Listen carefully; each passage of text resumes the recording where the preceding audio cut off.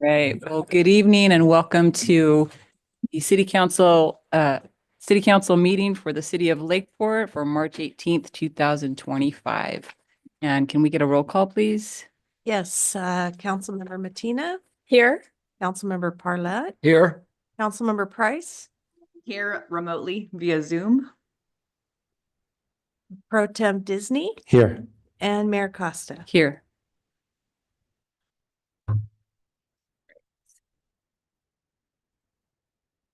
Pledge of Allegiance, Chief Stobie. I pledge allegiance To the flag of the United States of America and to the republic for which it stands, one nation, under God, indivisible, with liberty and justice for all.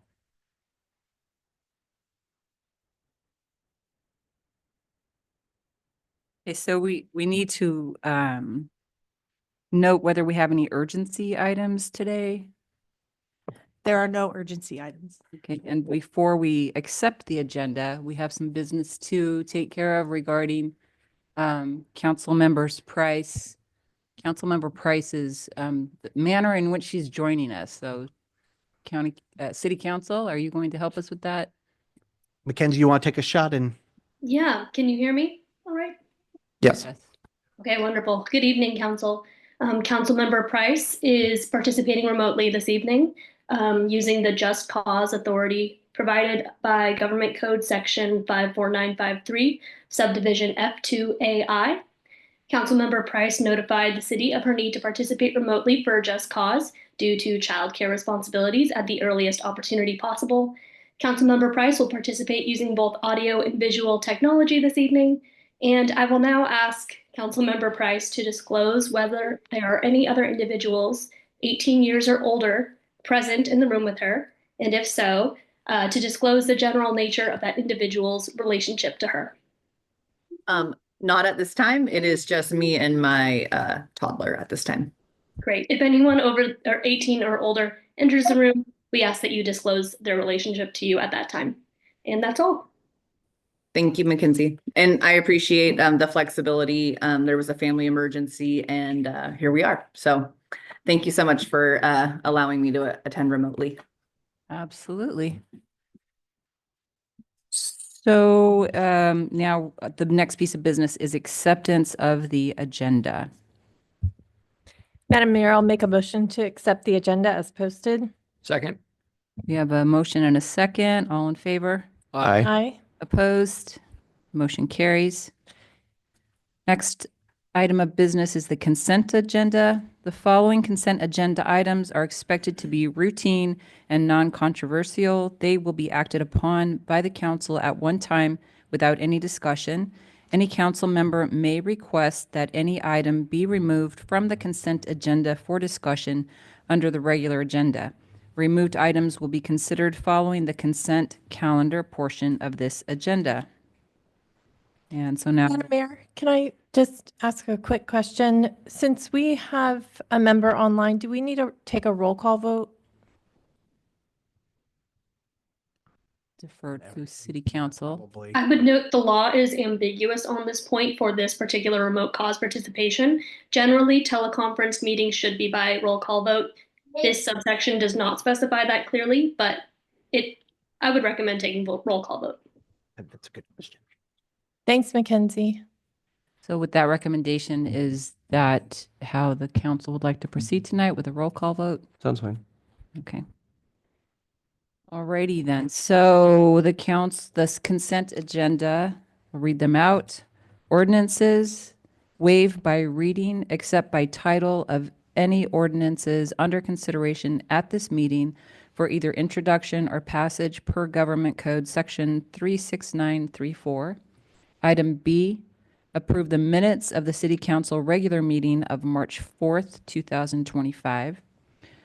Item C, approve application 2025-009 with staff recommendations for the Missing and Murdered Indigenous People Day event. Item D, approve application 2025-012 with staff recommendations for the 2025 Lake County Fair Parade. Item E, approve application 2025-013 with staff recommendations for the Memorial Day Pancake Breakfast. Item F, terminate local emergency. Adopt the proposed resolution terminating the local state of emergency declared on February 7, 2024, and ratified by the City Council on February 13th, 2024 due to severe weather conditions, including heavy rain and extreme wind. Would any council member like to pull any of those items for discussion? Does any member of the public, would any member of the public like to comment on any of those items? All right. And so we'll bring it back to the council for a motion and a vote. Madam Mayor, I'll move to accept the consent agenda as posted. Second. You have a motion and a second. All in favor? Roll call. Oh, roll call. Thank you. Let's see. Martina, Aye. Councilmember Parlett, Aye. Councilmember Price, Aye. Pro Tem Disney, Aye. and Mayor Costa. Aye. Motion carries. So the next section of our meeting reminds me that I forgot to welcome with all of the new thing with figuring out how to do telework. We're just always super glad to see people from the community here. Thank you for being here tonight. We really welcome your participation, your views, your comments, your concerns. And at this time in our meeting, so that if you're in the room, if you have something you'd like to share, please step forward and speak into the microphone so that you can be heard and recorded.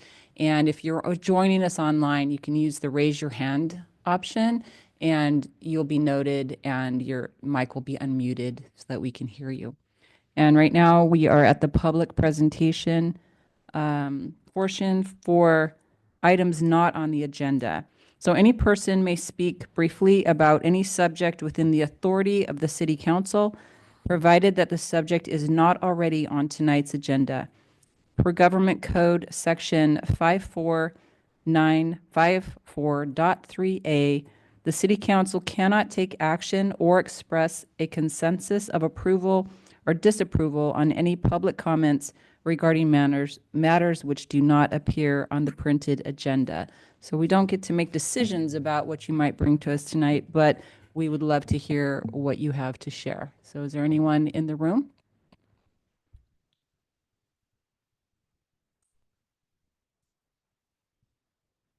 Good evening. I'm Marie Schrader and I'm from Discover Lakeport, CA. And I just thought I'd bring you up to date as to what I've been doing and how it's going out there. So just to let you know that we had, last time I reported to, I think it was in January, and we had a huge November, December, and that of course waned down. In the last month, the website has had 1,000 views. Most of them the search engines are coming from both Facebook and Google. This Google search is coming up, which is really good for a new website. That's really difficult to do. So I've been working, try to do all of that kind of stuff. Shop Lakeport online. I really put a big push on that, especially after our last council meeting that I was at. But, we kind of identified that everybody got used to ordering on Amazon during COVID. And I thought, wow, you know what? Now we need to kind of get them off of that a little bit and give them an alternative. And so we've been promoting that. Let's see here. I've been concentrating on Women's History Month. I've been highlighting women-owned businesses in Lakeport. I've done 14 to date that talk about, who they are, what they are. I'm trying to get people in different industries or different types of businesses, so they're not all like hairdressers or this kind of thing, so that we get a good cross-section of businesses that are in our community. And it's gotten really, really, really good response. events online. And I am also putting, that's going to be a featured item on my blog on the website so that we don't forget them. The stories will be there. And I've learned a lot. I encourage you to read them. You've learned a lot about some of these women in our community and why they chose the business that they did. So that's been really, really fun. Facebook has had in the last 30 days 136,000 views with 15,000 reach. I have 1,953 followers. My goal is to have 2,000 followers by the anniversary date, which is April 21st, which is coming up, and I think I will easily reach that.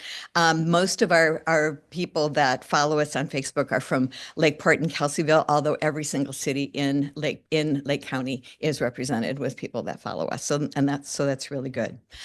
Things that I'm working on right now, I've got, I scheduled the Easter Bunny to make 4 appearances in Lakeport, running up to Easter, starting on the first Saturday, and to be in 4 different businesses, so that those businesses get a shout out that way too. Let's see here. We have the yard sale coming up on April 26th. I have 23 signed up today, and this is still really early because usually they wait until like a couple weeks ahead of time to sign up. So I expect that to really grow. Still working on the July 4th boat parade, and I have 3 entities that are interested in working with me now to bring back the cardboard and duct tape boat races. Yay. So we've got lots going on, and it's a lot of fun.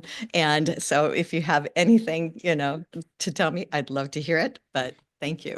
Well, that's exciting, and just love your energy, and just appreciate that you're continuing to work at this and put so much good into this Thank you. effort.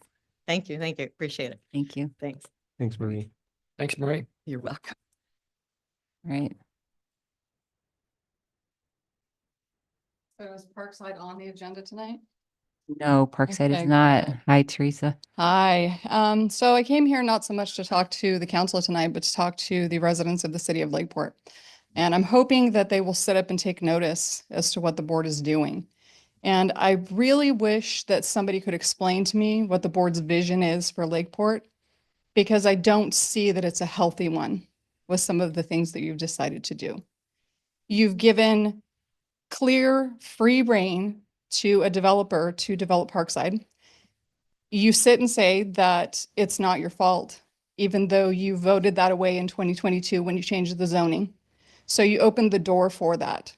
So you may not have had a choice after you did that, but you had a choice before you did that.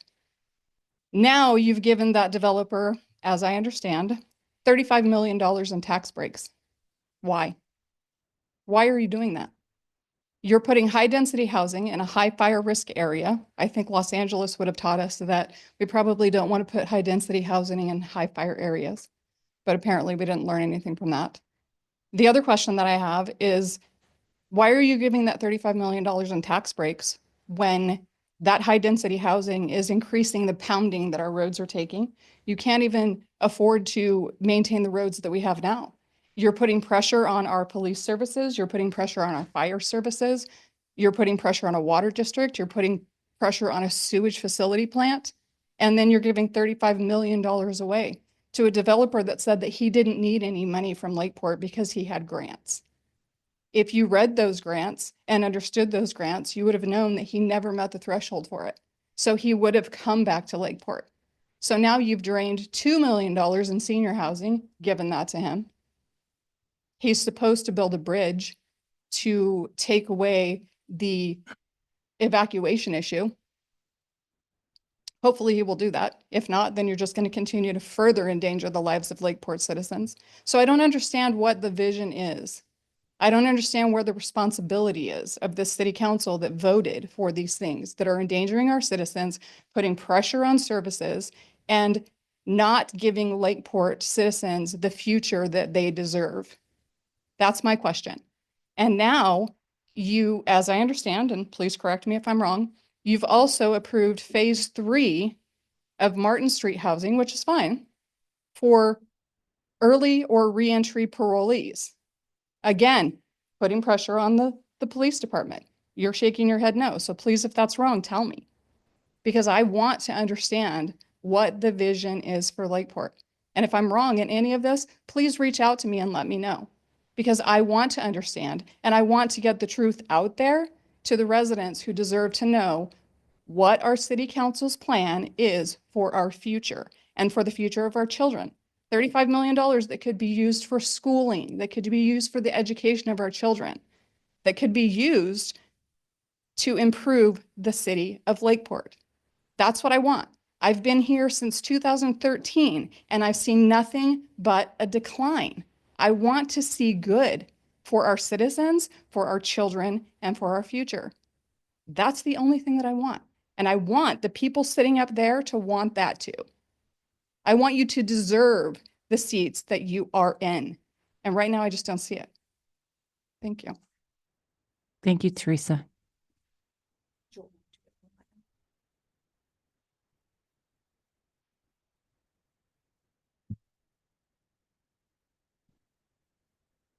I feel I didn't, the Parkside is whenever there's a vote for Parkside, I always excuse myself. Didn't know that there was going to be a specific comment to that, but it wasn't a vote at any rate. So I just wanted to put that out there that was a citizen expressing her views, and I appreciate the ability to express her views. So it was just, I felt a little awkward there, like what was I supposed to do? That was all. So thank you. Any other person in the room have anything that they would like to speak about that is not on tonight's agenda? We welcome hearing what it is, regardless of what that is. Thank you. Anybody online with their hands raised? No hands raised. No hands raised. Okay, thank you very much.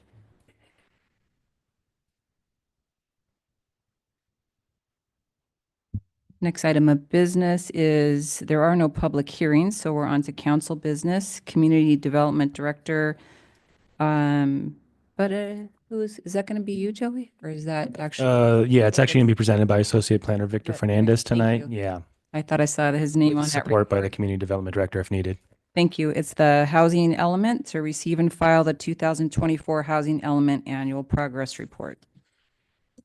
Perfect. Thank you, Mayor Costa, and thank you to the council members. We're just going to be pulling up this presentation here.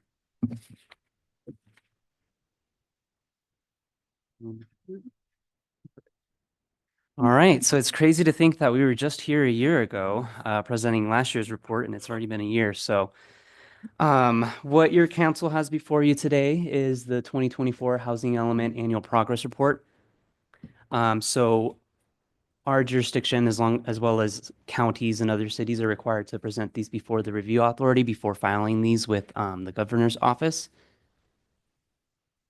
So as mentioned, every city and county has to report on their housing unit progress associated with their regional housing needs allocation.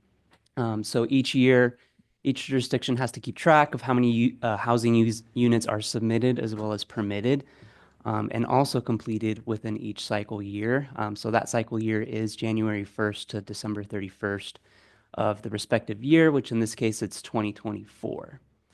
And so these reports are due on April 1st, which we do send to HCD, which is the Housing Community Development, as well as the governor's office. So we're on track to getting that submitted once we get your blessing today. And then also HCD does provide a standardized form in which we use to report the units. So we did include that as an attachment.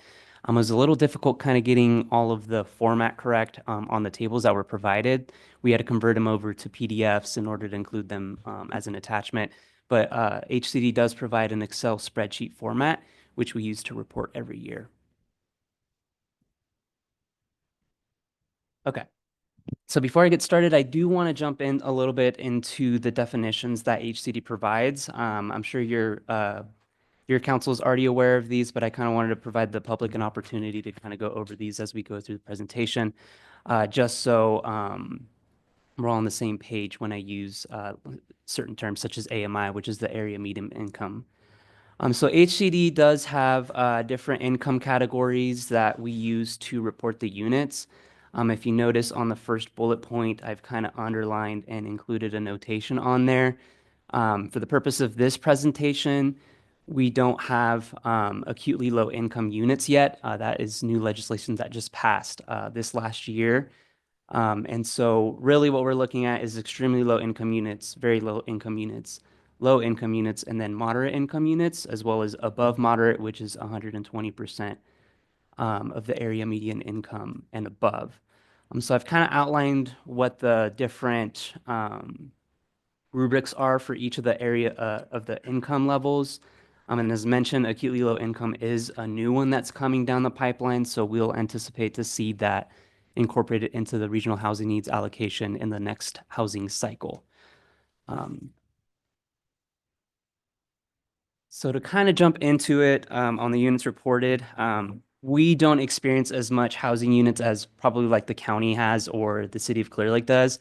But I'm pretty excited that we did get an increase of units from last year. So we have a total of 7 units that we're including in our report for 2024. For the 2023 reporting year, we only had 1 unit to report. So 7 units is quite exciting to report to HCD. And so of those new units that were submitted, 2 were moderate income units, and 5 of those were above moderate income units. So I've included a table in this presentation. It's also in your attachments. So we had 2 residences on Alden Avenue, which were manufactured homes. So those 2 were the moderate income units. And then we had a total of 5 units in the above moderate income. So 3 of those residences were located on Fenway Avenue or Fenway Street. And so those were reported as above moderate. And then we also did have a duplex conversion, which we've included as well. So those were the extra 2 units which complete the 5 in the above moderate income. And so I just want to give a little bit insight as to how we calculate the affordability levels. HCD does provide a calculator, which is in the form of an Excel spreadsheet as well. They take into consideration the sales price of each of these properties or units. It's really difficult to use the sales price because in these cases, these homes are being built to be lived in, not to be sold. So staff does use the previous sales price of the property, whether it's vacant or already developed. And we use that in coordination with or in combination with the valuation price. And that's how we're able to come up with the minimum, essentially the minimum threshold that we use for the affordability. And using that formula, that's how we were able to come up with the income levels for each of those units. And so, yeah, I already mentioned that. Okay, so to give an update, I do want to provide just a quick update in the staff report. If you notice the same table that I've provided up there, on the bottom right, we have 86 units. But when I combined both these tables, and I'll kind of jump into in a second the reasoning behind it, the total units were 86, but after we kind of confirmed the numbers a little bit more, the number still stands at 70.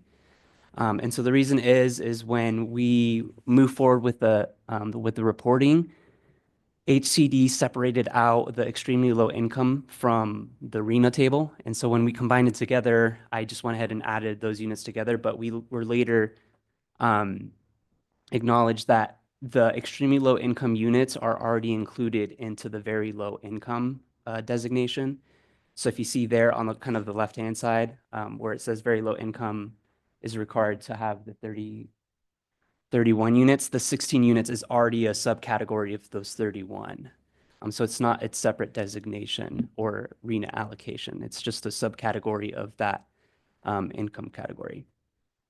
And so to jump into it, extremely low income units, we have received no applications for this one. So we still have 16 units required in this income category. For the very low, we have already met this. We have 34 units that we have approved in 2020, and our allocation was 31. So we've already exceeded this category.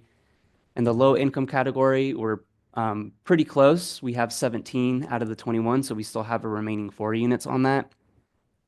And then moderate income, we do have 17 units left, but we have added a couple of units to that income category as well. And then above moderate is our highest one, so we still have a remaining 49 units, and we've had 10 units so far allocated for this designation.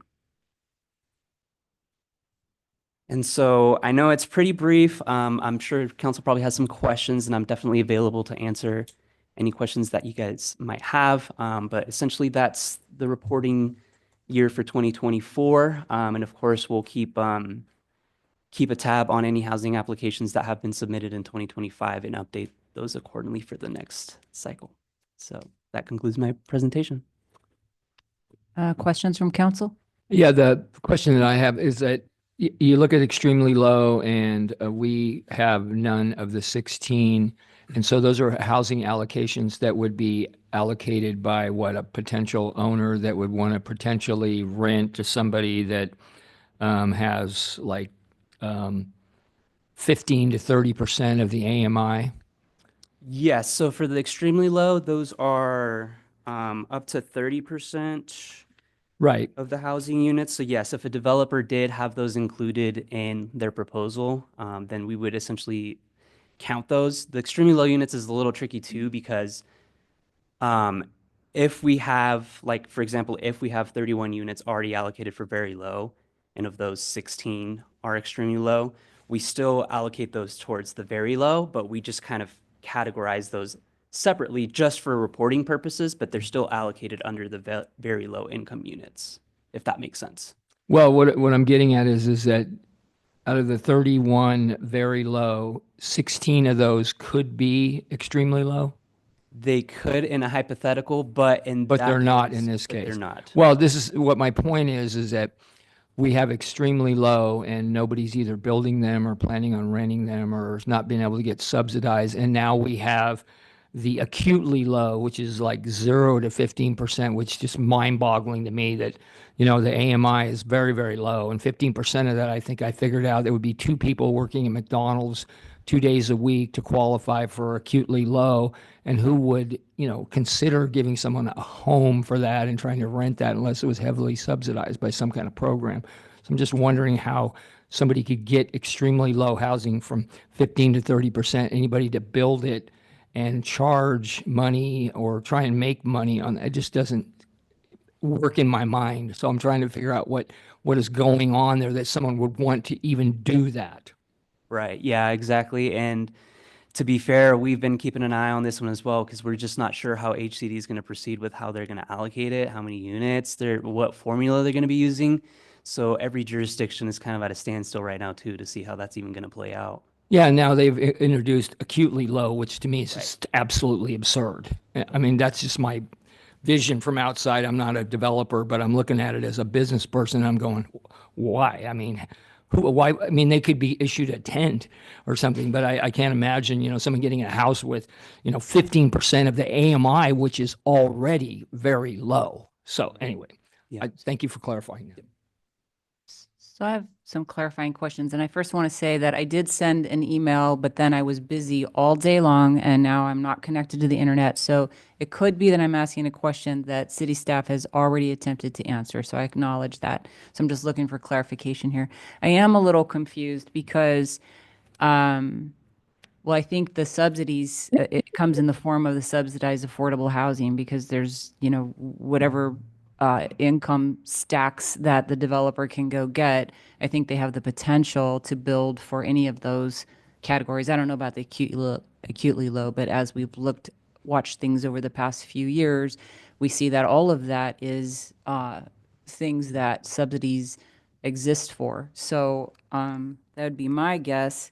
And I am a little confused. I know you were trying to answer that, Victor, but if extremely low is a subcategory of very low, why is it now pulled out as 16 units that we haven't built? So that's something that I think you were trying to answer, but I just didn't catch. And then on, it's page 56 of the agenda packet, it's program 2.2, where it talks about the affordable housing resources, and it states in there, talks about Martin Street in particular, and what was completed in 2019, which is outside of this reporting period. But then phase 2 was entitled and received building permits in 2021 for 48 units affordable to extremely low, very low, and low income groups. So I'm seeing extremely low listed here, but 0 on the reporting, and I could just use a little more clarifying information. Yeah, no, absolutely. So to kind of tackle the first question, so staff did look at the previous regional housing needs allocations. So the 16 units were already essentially in place, but the way that we were required to report on it was still technically including them in the very low income. It gets a little confusing because it was around 2022 or 2023 when HCD updated their template for the Excel spreadsheet, and that's when they separated it out from the original housing needs allocation that we already have. So essentially, we still had to report when units were extremely low income. It was just a yes or no question on the spreadsheet. But now they've kind of switched it over to separating it from the original housing needs to report those separately. I still don't understand that, but that's Well, okay. I think if I maybe clarify here, when they originally put these provisions in place, they noted reference to this extremely low category, but they didn't fully separate it out. And at that time, they were, I believe, allowing us to make an assumption in our annual reports that 50% of our very low was extremely low. That was at the beginning of this cycle. They have changed their rules on how they count that extremely low section, and we can no longer make that assumption. So I think in earlier reports, we were just reporting that 50% of our very low was counting towards that extremely low, but they've changed that definition now. And so as we've clarified from our previous ones in there, we don't have any units currently that are meeting that extremely low category. Now, there's a lot going on here. I know that there's, the league has been looking at some of this. There's been, some pushback on these, that how they can even change this within the middle of the cycle. So I think there's a lot of jurisdictions that are dealing with this at a much bigger scale than we are on how, and it's not clear what they're going to do in regards to jurisdictions that aren't meeting that, but were meeting it under the previous one. So, I mean, this one's still a little bit nebulous. And then to add, more chaos into the mix, they've now added this whole definition of acutely low. Everything they're telling us thus far is that will be addressed in the next housing cycle. But I wouldn't be entirely surprised if Victor's here next year telling you that, now we have 8 of those 16 units are now acutely low and we're not meeting those. So, I mean, the issue is that HCD's trying to react to the legislation, and then there's just more legislation coming in. So we'll continue to monitor it and continue to, to push on it. But I think that's the real issue at play right now, is that before we were just making the assumption that we were allowed to make under those previous rules that half of our very low was extremely low, but they've clarified that now. And as we've gone back and counted, now none of those ones counted as extremely low. Thank you. So I appreciate that with the reporting. I remember those guidelines. So there was a point in time when I believe it was you, Victor, who made this huge effort to actually speak with the folks at Martin Street there, the developer, after the units had actually been filled, I think, because it was pretty tricky to figure out along the path of from the submitting the project to the actual getting of the funding to then actually who's in your units. And I think at that point you had reported some extremely low. I'm not sure on that. But then, so that's my question. Did that happen? Am I remembering that right? And then also 2.2, can you help me understand why it says in there that it's been permitted for some extremely low if nothing has been? Yeah, no, absolutely. And thanks, Kevin, for the clarification to that. And that actually kind of segues into the program 2-2. So when we updated our programmer policies, we still were using that essentially definition or the understanding that essentially 50% of the units do count for extremely low. And since at the time when we were working through this project, the developer had indicated that the project was going to be for up to 60% AMI. So we just kind of included as a safe measure all of the income categories that are included up to the 60% AMI. But since then, we have identified that all of the units are 30% and up. So those are now very low to the low income categories.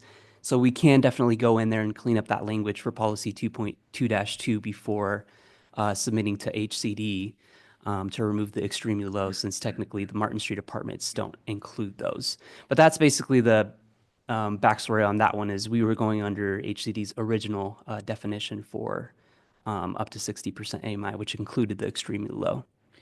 So the 48 units being noted in 2.2, where are those represented on this rubric? So those are included in the 2020 reporting year, which is the On- 34 very low, 13 low, and then one above moderate. And the above moderate is the manager unit that they Gotcha. included. Okay. Mhm. Thank you. So, all right. Well, that's interesting because I don't know. That's a discussion for the future. But when we have developers come to express interest in building more subsidized housing, I would hope that we could figure out how to get the housing we need. Right? AMI? Thank you. What is it? Area median income. No, what is Oh. the value? What is our current AMI? That's roughly Approximately 68,000 for a family of 4. for 4 people. Yes. But HCD, is that the one from HCD? Because they Correct. use their Yeah, own they- special AMI. It isn't actually the AMI of the county. of- Correct. Not For as, the area, not for. Yeah, Well, they have they- a whole table breakdown like Joey's based on the number of people in that household. Yeah, and it's actually the lowest baseline across the state. So you won't see anything lower than the 68,000 in most rural kind of less economically developed jurisdictions or areas. You'll find the 68,000 being the baseline for any jurisdiction across California. Oh, interesting. I got one quick, if I may. absolutely. Probably an easy question, but for the very low income, we needed 31 units for the RENA allocation, and we have 34. Is there any carryover for future cycles? I That think is- I know the answer, but That I is a wanna hear it. great question, and we have been looking into that, but so far, no. There's no carryover. We're not the only jurisdiction. Joey and I have actually attended a couple of like the CEQA trainings and conferences, and there's a couple of other organizations in counties and cities that are actually asking the same question. There's a lot of oversaturation in units in specific income categories, but HCD hasn't confirmed if those can carry over or not, but it seems like people are lobbying to try to make that happen. So they haven't denied it. I mean, there's a potential that we could have carryover. It's just probably unlikely. I think the answer that I've heard from HCD thus far, which doesn't seem very well thought out, in my opinion, is that they note that in the RENA process where they assign those numbers, they say that would be collected and reflected there. However, in my understanding of the RENA number, they don't break the housing units down by those income categories in there. So I don't know how they would note that, say, this such and such community had, plus 20 on one category and should get credit for that. So, I mean, I think that is definitely something that has come up in multiple forums. And I think, there are cities that are saying, hey, we should be credited for these additional categories. We just want to be careful there too, because I mean, the natural kind of kickback will be, well, then if you get credited for those, are you going to get punished and added on to the categories that you're not getting? So, Sure. but I would imagine that the RENA process for this next round is going to be completely different because they've changed up they've put so much categorization this current 6 cycle on these income categories that I would imagine that RENA process, which has just usually been the total number of housing units as an area that they're looking at, is going to be a lot more complicated. Really? Okay, thank you. Any other questions from council? Madam Mayor, if I may. Oh, yes. Hello. Hi, guys. Victor, if you could maybe clarify or maybe shed some light. If there was to be an influx of ADUs in the city, do those count towards our arena numbers? And also if they do count towards those numbers, how would they, is the basing the AMI, is that based on how much it costs to build or how much that the potential person could rent it for? Yes, a great question. The ADUs do count for our arena numbers. Actually, in the 2022 reporting year, I think we had a couple of ADUs that we've included in there. So they do add additional units counted towards the arena. In terms of affordability, that one is a little bit more complicated. We could use the valuation as a baseline, while sometimes that might not be the most accurate, depending on if it's a conversion. Of course, the valuation is going to be much less than it is a new build. So we'll kind of have to strategically take those into consideration on a case-by-case basis. However, we found that HCD does have a guideline in their instructions that specifically states that if it's difficult or we can't get enough information to be able to prove the affordability, we have to automatically categorize those as above moderate. So that's kind of an approach that we've taken for ADUs where we don't have sufficient information to determine the affordability levels. That's very helpful, Victor. Thank you. Yep. Do we have any members from the public who would like to comment on this topic? Hello, I'm Carl Porter. Well, I'm just a little bit confused how it works because it's private land. And some cities may run out of land at some point. So how would they be able to fulfill these requirements? And you have to force people to sell their land and develop it and yeah. Good point, Carl. Great question. Yeah, that has come about. I mean, there are several jurisdictions. We're not one of them that do have these issues in their housing element where you are required to designate through zoning appropriate land to achieve your numbers, and that can be a challenge for areas that are not able to grow. I mean, this has been something specifically that Ukiah has actually been lobbying a little bit for, to see some changes in the LAFCO laws to make annexations a little easier, because cities are able to provide this housing at a higher rate because they generally have access to better water and sewer, municipal services that they can extend out. So, I mean, it plays out in a number of different fashions. Luckily, we're not in that category. We do have, on paper, land to meet all of those things. But I mean, it really, each lot's going to be a little bit different.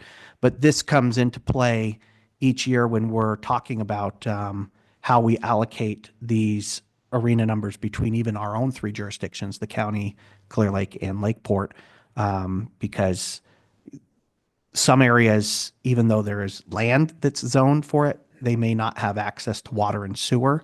So is that appropriate to designate those numbers to those jurisdictions? It becomes, all those factors get leveraged in various forms when it comes to how these numbers get assigned.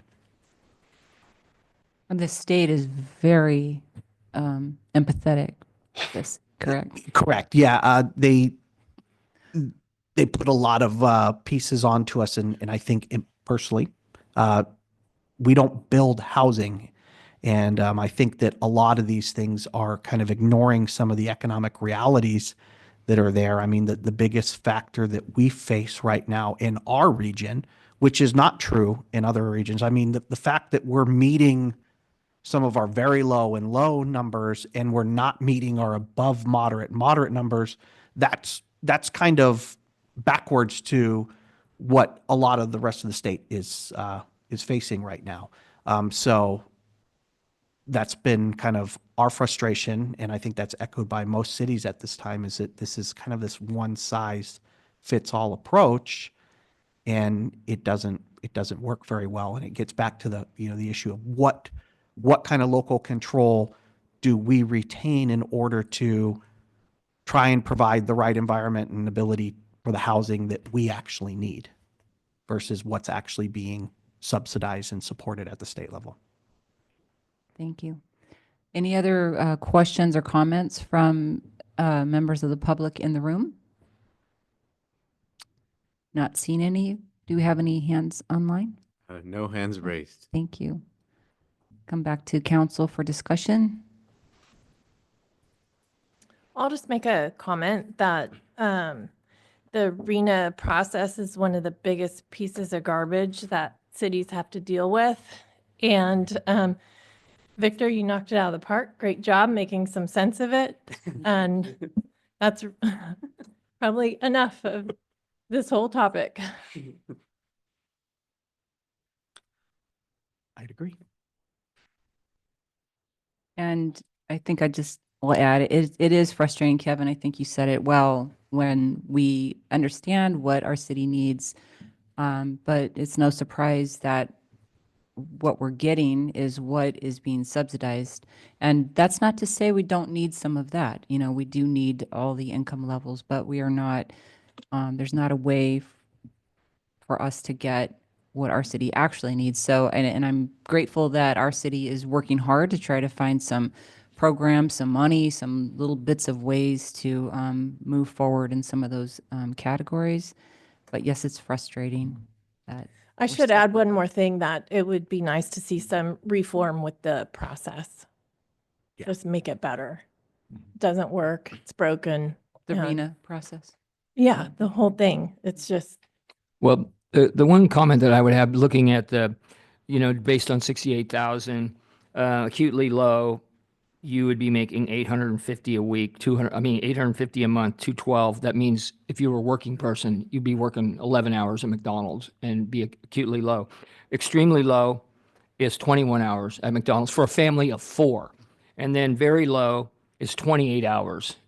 My average employee, makes 800 a week, and we're talking about a family of 4, and we're sticking them in houses. I would love to do that with my employees making 800. I would love that. So these must be people that are on like Social Security, and they have no hope of getting any more money. And their Social Security is $850 a month, which is about the bottom. But no one else in the house is getting Social Security, obviously, because 850 is low for one person. If there were 2 people that were on Social Security, it would be 1,700, and then they would go suddenly to 30%, which would be 425 average a week. These numbers are so ridiculously low to say we're going to put someone in a home. And I watched this thing being built over there in Nice, and it's like people are paying $200 or $300, and the rent on it would be like $2,200 for someone else. And it's like, how does that work? It seems like, where does the subsidy come from other than other taxpayers? And so it's absurd that to even talk about putting someone in a house that works 11 hours a week or gets that little amount of money.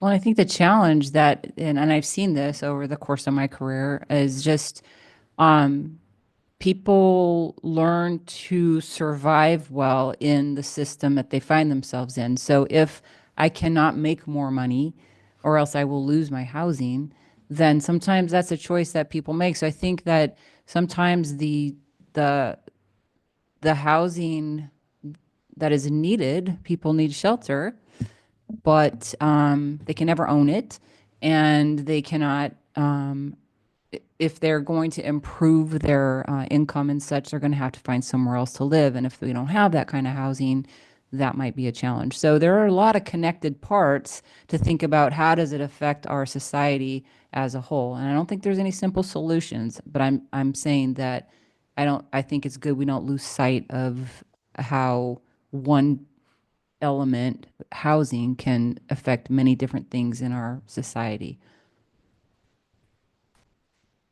Any other discussion, or did we need to have a motion on this and accept it? No, this is only an informational item, so no motion is necessary for this Should one. we just say thank you? Thank Good you, job. I appreciate it. Thank you. Okay, next piece of council business is from the city manager to conduct a strategic planning workshop for fiscal year 25-26, citywide departmental goals. Thank you, Madam Mayor. fellow council members. This is one of our more fun activities that we get to do throughout the year. This is the easy part, right? We get to talk about all the goals, and then we come back in a couple months with the actual budget numbers and try and put these things up. Thank you, Bill. Put these things together. So what we have for you this evening, there's kind of two kind of pieces. The first that we would start with is going to be in regards to,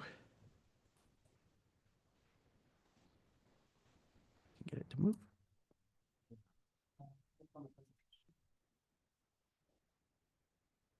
There we go. So the first item is looking at our council priority areas. These we looked at and established a few years ago now, but I think in our staff review and through my discussions with you guys as a council and individually, at this time staff feels that these established priorities still reflect a good summary of our overall city strategic direction, and we're not currently proposing any changes to any of these particular features. But that is certainly within your purview this evening if you feel that there are areas that need amendments. I think you'll see these are just the 6 categories: public safety and crisis response, disaster resiliency, good governance and fiscal stability, capital infrastructure improvement, safe, sustainable, attractive neighborhoods, and economic development. And then in your packet, it kind of has some sub-bullet points for each of them that we can kind of go through really quickly. But as noted, I still believe that these fully reflect kind of the overall strategic vision that the city has, but this absolutely is the opportunity that we have to kind of make any additional changes to, though. So each of those objectives, and what I've tried to do is kind of talk about, kind of what some of the kind of overall outcomes are, looking not just at any individual goal, but what are kind of some of our things that we are working to in regards to each of these. So, and for instance, on the public safety side, maintaining staffing and specialized services, our commitment to community policing. I think the downtown business officer program, fits wonderful into here, as well as our continued commitment to, working with partner agencies on mental health crisis liaison program. And Madam Mayor and council members, this is certainly kind of more of an informal kind of workshop related thing. I think we can certainly do kind of a formal public questions and comments, throughout the process. But if you have any questions on any of these specific ones, feel free to please interrupt me. Disaster resiliency, this really is kind of, we try and weave this into many of the different things, kind of using the standard model of looking at mitigation, preparedness, response, and recovery. So a lot of this is kind of behind the scenes efforts. However, there are quite a bit going on right now as we're updating a lot of our disaster resiliency master plans, hazard mitigation planning, our emergency services planning related stuff. And right now, there are a lot of grant opportunities in this sphere. So I think this is, there will be some kind of action moving forward in these. We're just finishing up our local hazard mitigation plan, which includes a large project in there. I know the county and city of Clear Lake both have also been active in kind of gathering these documents together, so serving more as a region rather than individual entities. So I think there is a lot of room for some physical projects coming out of this space as well. Good governance and fiscal responsibility is kind of this kind of also kind of underlies a lot of our programs, kind of guides a lot of our long-term planning efforts in regards to succession planning. Trying to stay up to speed on all the legislation training changes and attending training so that we are staying in compliance on the regulatory side and making sure that we're not inadvertently creating undue risk that kind of endangers our revenues and other programs.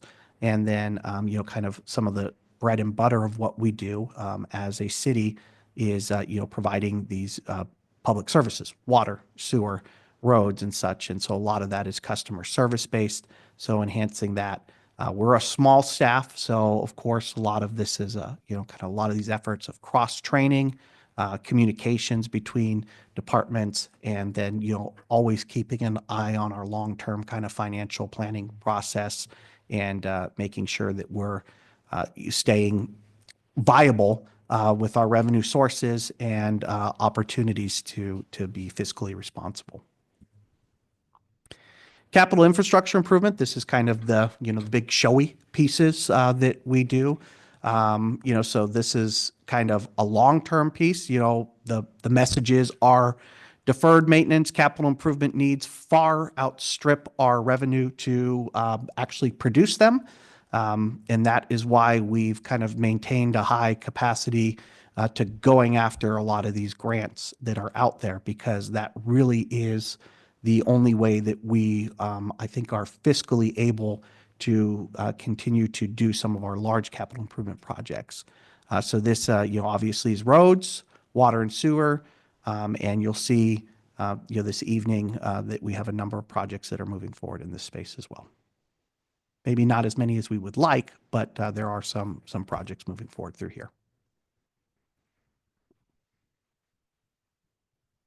Got froze again. All right, there we go. Safe, sustainable, attractive neighborhoods. This also kind of wraps into a lot of, some of our services, but also kind of, you'll see a lot of our intermediate and long-term goals of, moving forward with trying to establish a recreation program, looking at, establishing the Lakeport Community Council, continuing to make progress in, developing projects where available for walkable communities and complete streets. Completing our housing services program. And I would also put in there, once again, our local hazard mitigation projects in here that make us eligible for a number of these different grants, are all components to kind of make sure that we are making sure that we have safe, sustainable, attractive neighborhoods. Economic development, kind of our three pillars: promote and participate in the regional economic development initiatives, expanding and support business retention and attraction efforts, and then also striving to enhance the historic downtown and lakefront area. Those are the three main pillars of our strategic plan. And, there are a number of different projects in there. And you'll see when we get into the economic development goal space, we have quite an ambitious list. There's a large number of projects there, but I do kind of have a plan after listening a little bit in regards to some of the discussion that your council had when we were selecting LEADAC members as well. So when we get to that economic development, I'll go into a little bit more details there. So that, in a nutshell, is covering kind of the council priority areas. Before we jump into individual departments to kind of give an overview of their goals, maybe this is an appropriate time to stop, Madam Mayor, and see if there are any questions at council, or maybe you want to take public comment specifically in regards to the city council priority areas.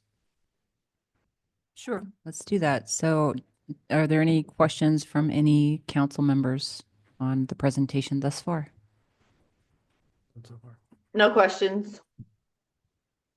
And do we have any questions or comments from any of the community members today? Anybody in the room? Mel, anybody online with a hand raised?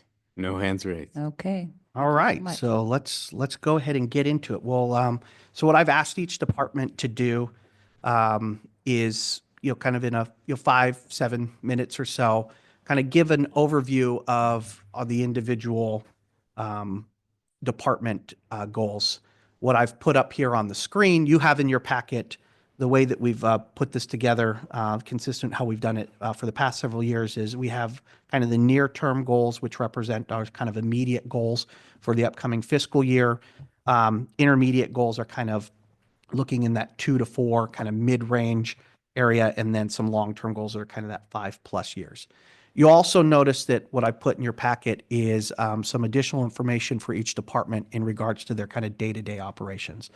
That wasn't by accident. That's, I kind of, we a lot of times kind of talk a lot more about the goals, but I want to make sure that we're aware that, kind of probably more than 85% of our general operations on a day-to-day are those kind of bread and butter, nuts and bolts services that we do provide. So just kind of keeping that in mind. Unfortunately, there's not a lot of room in the budget this year to kind of have an ambitious, capital improvement program. I've kind of already mentioned that, I think a lot of our efforts are going to depend on being highly kind of aggressive in going after continual grants to do some of the larger projects, which we've had success in. And I think that we have some good leads. A lot of times folks kind of beat us up a little bit going, oh, what are you guys doing another plan? But those plans really kind of form that baseline effort to going after and getting the grants that we do. I mean, there's no way that we would have got that, $7.5 million grant for the new park without having the previous plan in place, the lakefront revitalization planning effort that we did earlier to that. And I think we can make that example for a number of the different grants and stuff that we've got. So that's in there. And then what I've also asked, what you'll see in your packet is the department heads to kind of put together a listing of their accomplishments from this past current year. We're going to have a whole nother presentation probably in May where we're going to highlight a little bit more of our accomplishments from this past fiscal year. So that list is likely to grow. But what I really had the department heads do is kind of concentrate on what kind of accomplishments might be, because a lot of the goals for this year kind of build upon efforts of the previous year or the previous past couple of years. So those are there kind of to provide some context to some of the goals and stuff that we're doing here this evening. So with that, I think first up, I went over to community development, but I skipped over Kelly and administration, administrative services. So Kelly, the floor is yours. Good evening, members of the council. This year, we have several areas that we're going to be focused on outside of the normal operations. As in years past, employee attraction and retention is still up there on the list. Within that category, we are looking to hire a finance director. We will be in negotiations with the Lakeport Police Officers Association. The council approved a marketing plan that is designed to help us attract and retain employees. And that is near completion, and we're hoping to wrap that up and then implement next year. And then continued support of citywide succession planning efforts. It's just a constant topic and always at our forefront. That includes leadership development and training, and anything that can help in when someone leaves. So that's coming up. Also within the area of employee attraction and retention, we have a wellness committee now that we're hoping will improve employee morale and provide not only health and well-being, but like I said, just the morale part of that. So as part of the wellness committee, we are seeking Blue Zone employer designation. We are looking to start a workplace morale and events committee. And this will be, aimed at fostering teamwork and boost morale. So those are a few in the area of employee attraction and retention. Some things that we want to pursue. Within the area of transparency and communications, we're constantly trying to, keep on top of communications. We do want to develop a social media post library so that we're kind of having things on hold to post when we get busy or maybe have a slow news day. We can put those out. We also are looking at some routine posts for upcoming council agendas. You might have noticed the council chronicles that came out recently. We're playing with that, which is a really fun idea, providing history from old council minutes. So just What was it today? It was the first roads were approved in 1904. Yeah. First Road, Main Street, they voted to pave Main Street. So. Some things never change. So we're working on that. We also want to see some monthly city manager messaging. So those are in that within communications, within risk management. We had a risk audit several years back. We're due for another one. Part of that was the ADA self-evaluation and transition plan update. We still have money budgeted for that. Other things have jumped in front of that, but that's a very important piece to keep us compliant and reduce our liabilities. We also are going to be needing to do a limited English proficiency program in order to be compliant for our federal grants. We have started the process of legal updates of the employee job description. So that's something that's going to continue from this year.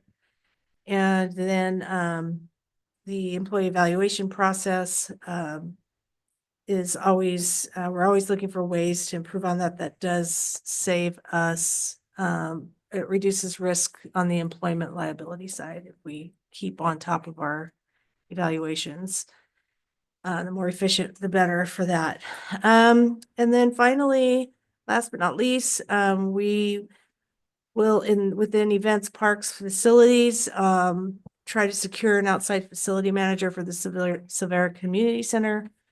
And then continue refinement of the processes there. We're still constantly learning the building, constantly learning new things that people are requesting, new things that happen that haven't happened before. So it's been evolving, and we're trying to get our heads wrapped around some of those processes. And then we would also be looking into any kind of automated booking opportunities that we could take advantage of. And then along in that same vein, we'll be providing some support for the development of the community council. So I think those are the biggies outside of normal operations for this upcoming year. And I did fail to kind of mention in my overview.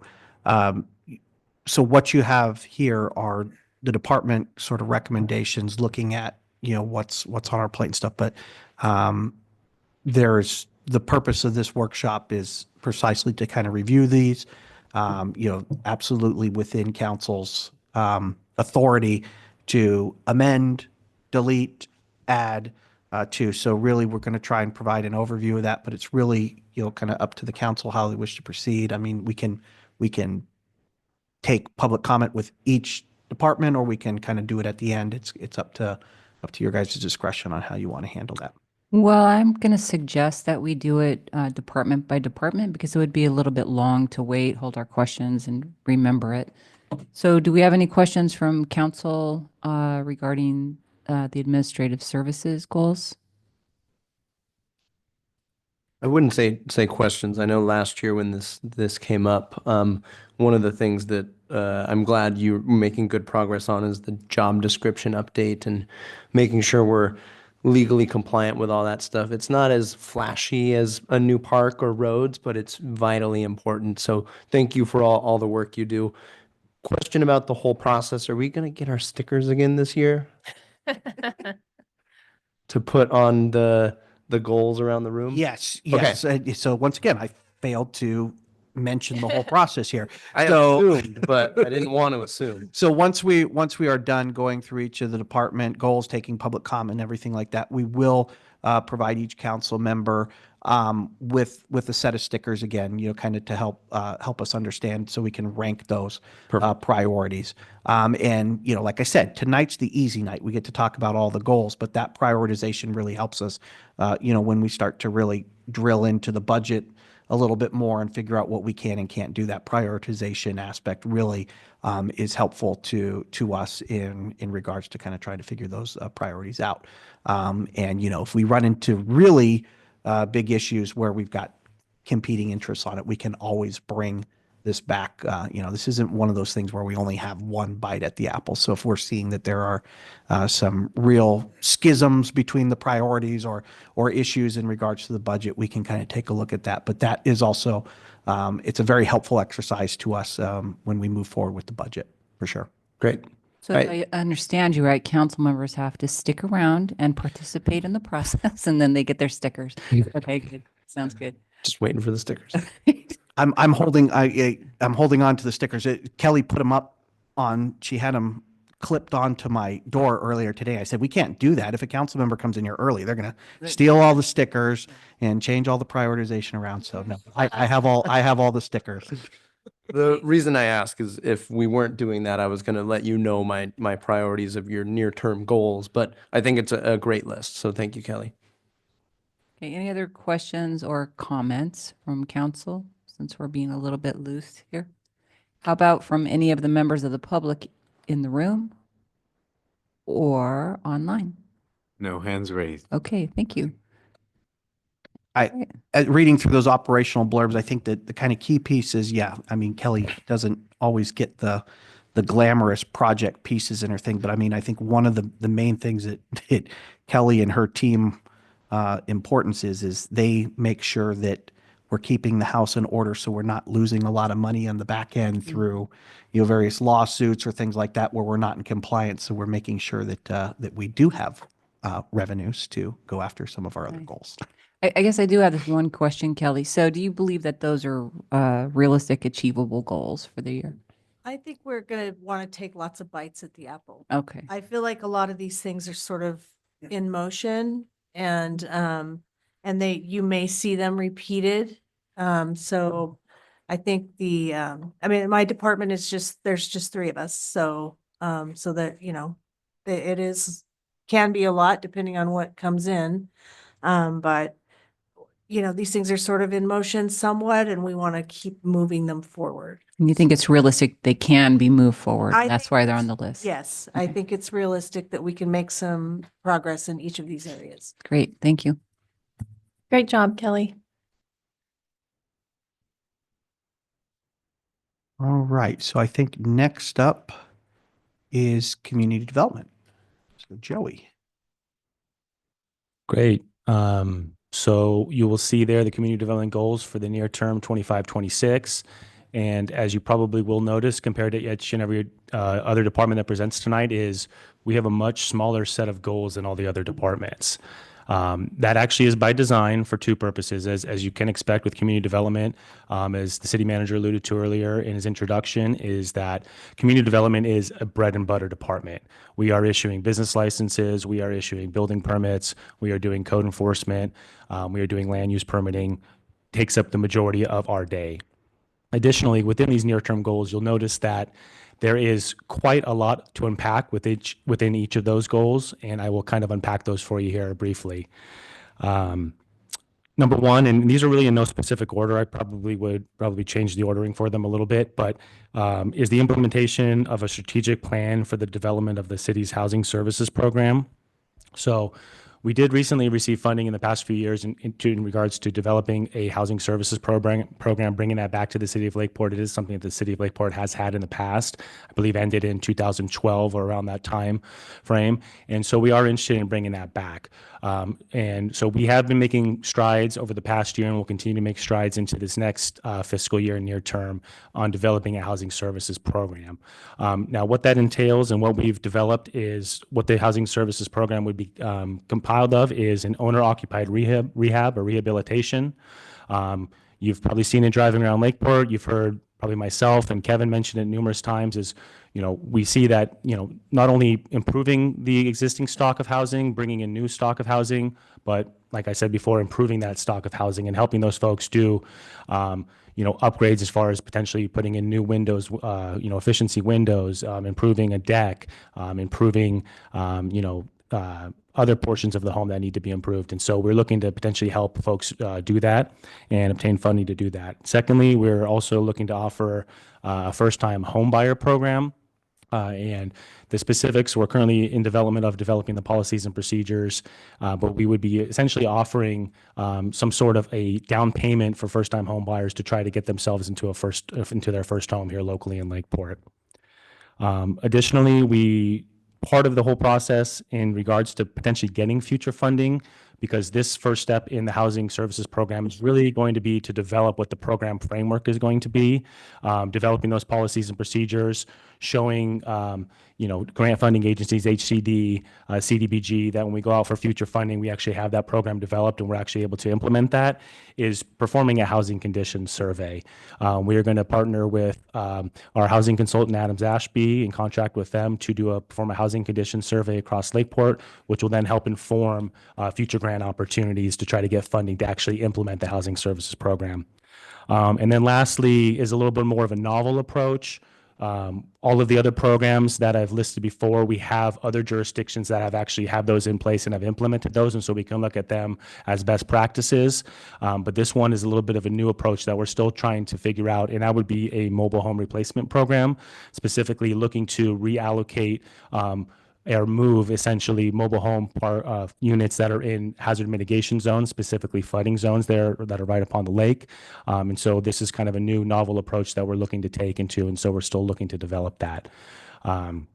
So that's going to be our first one. And then, like I said, just in regards to being clear with that, is that the near term is for us to develop the policies and procedures and the framework for the program.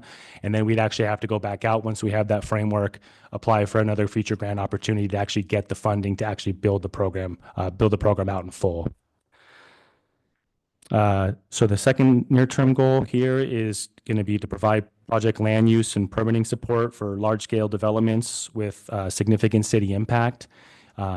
My department and my staff have been extremely busy with some very large-scale projects that have been coming to Lakeport, and they're going to be coming to Lakeport very soon if they had been in the process. And so we're going to continue to move those projects forward, and those do take an incredible amount of staff time and resources. Listing those projects out just so you have an idea of what we're talking about. You probably already know them, but we're talking about the Tribal Health Consortium Healthcare Campus, the redevelopment, the master plan up at Vista Point. They have submitted for their demolition permits and been approved, and so they're looking to demolish that main building there, the old bowling alley building, in summer, probably in July or August of this year. And then they are currently having an outside consultant engineering firm out of Chico, Studio W, develop a master plan development for them. We've seen some initial sketchings of what they have planned, but they will be providing a more formal package to the city hopefully soon.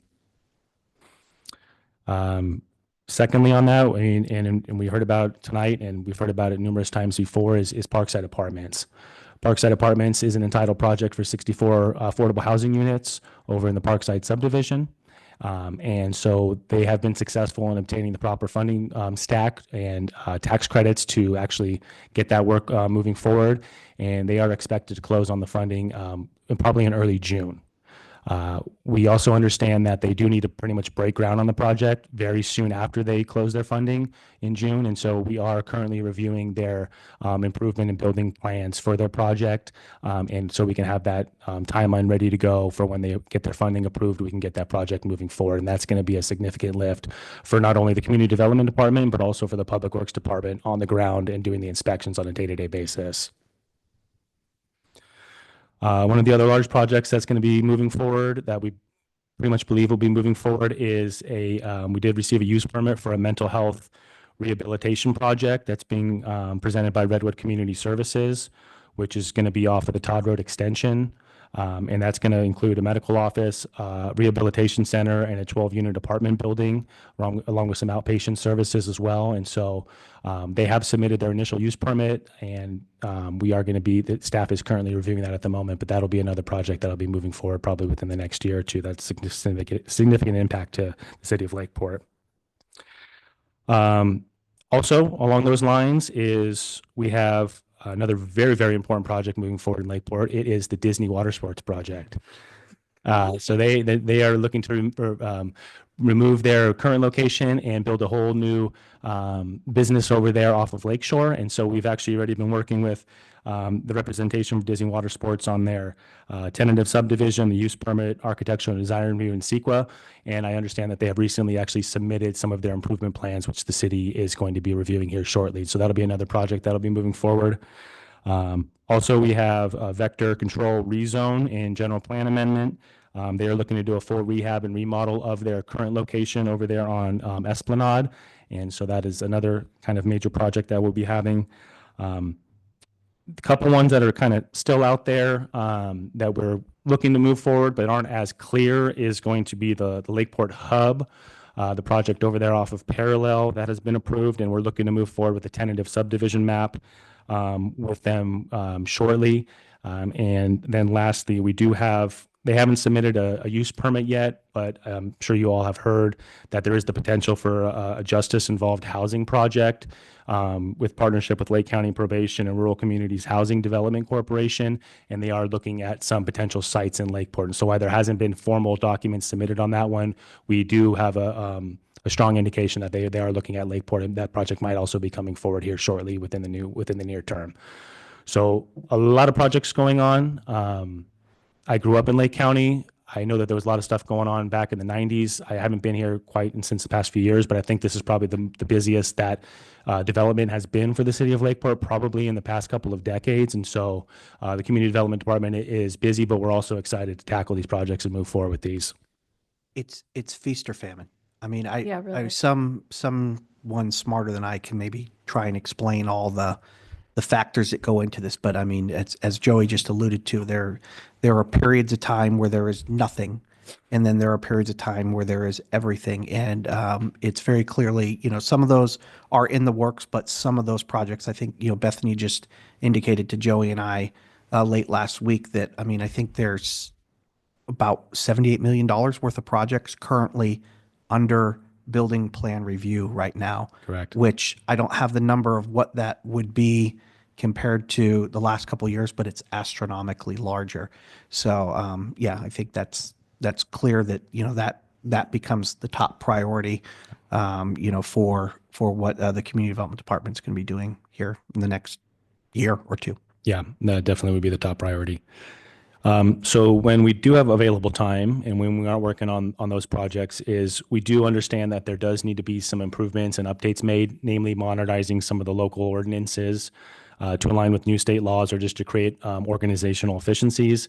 Some of these you'll see as kind of a carryover from last year. Unfortunately, with kind of the day-to-day stuff and generally me kind of getting up to speed as the community development director, we didn't really have a chance to tackle these, but I do want to make that a priority. And some of these local ordinances we're looking to modernize specifically is streamline the short-term rental process. Right now, it is a discretionary process where we do need to bring it to the Planning Commission. We've had some kind of informal talks, policy talks with the Planning Commission, and they are open to making that more of an administrative staff level review and then elevating it to the Planning Commission if it's controversial, if there is a need to do so. And we feel like that can create some organizational efficiencies with staff and also with the Planning Commission. And so I have actually begun working on that and am pretty close to having that wrapped up and plan to bring that to the Planning Commission for review, and then also would be bringing that next to the City Council for your guys' review, probably within by the end of the summertime. Also with that, we're looking to do a sidewalk vending ordinance and then a vacant building registry ordinance as well. And so we can obviously see the importance of those from economic development perspectives. And so those are also going to be some of the modernizations that we're looking at in the near term here for the Community Development Department. It isn't listed, and I'm not quite sure how I missed it, but I'd also like to add here as a fourth one is one that is actually very important that we need to probably at least make sure we get out an RFP in the next year is going to be getting an RFP, a request for proposals on a general plan update. The last time the general plan update was performed for the city of Lakeport was in 2009.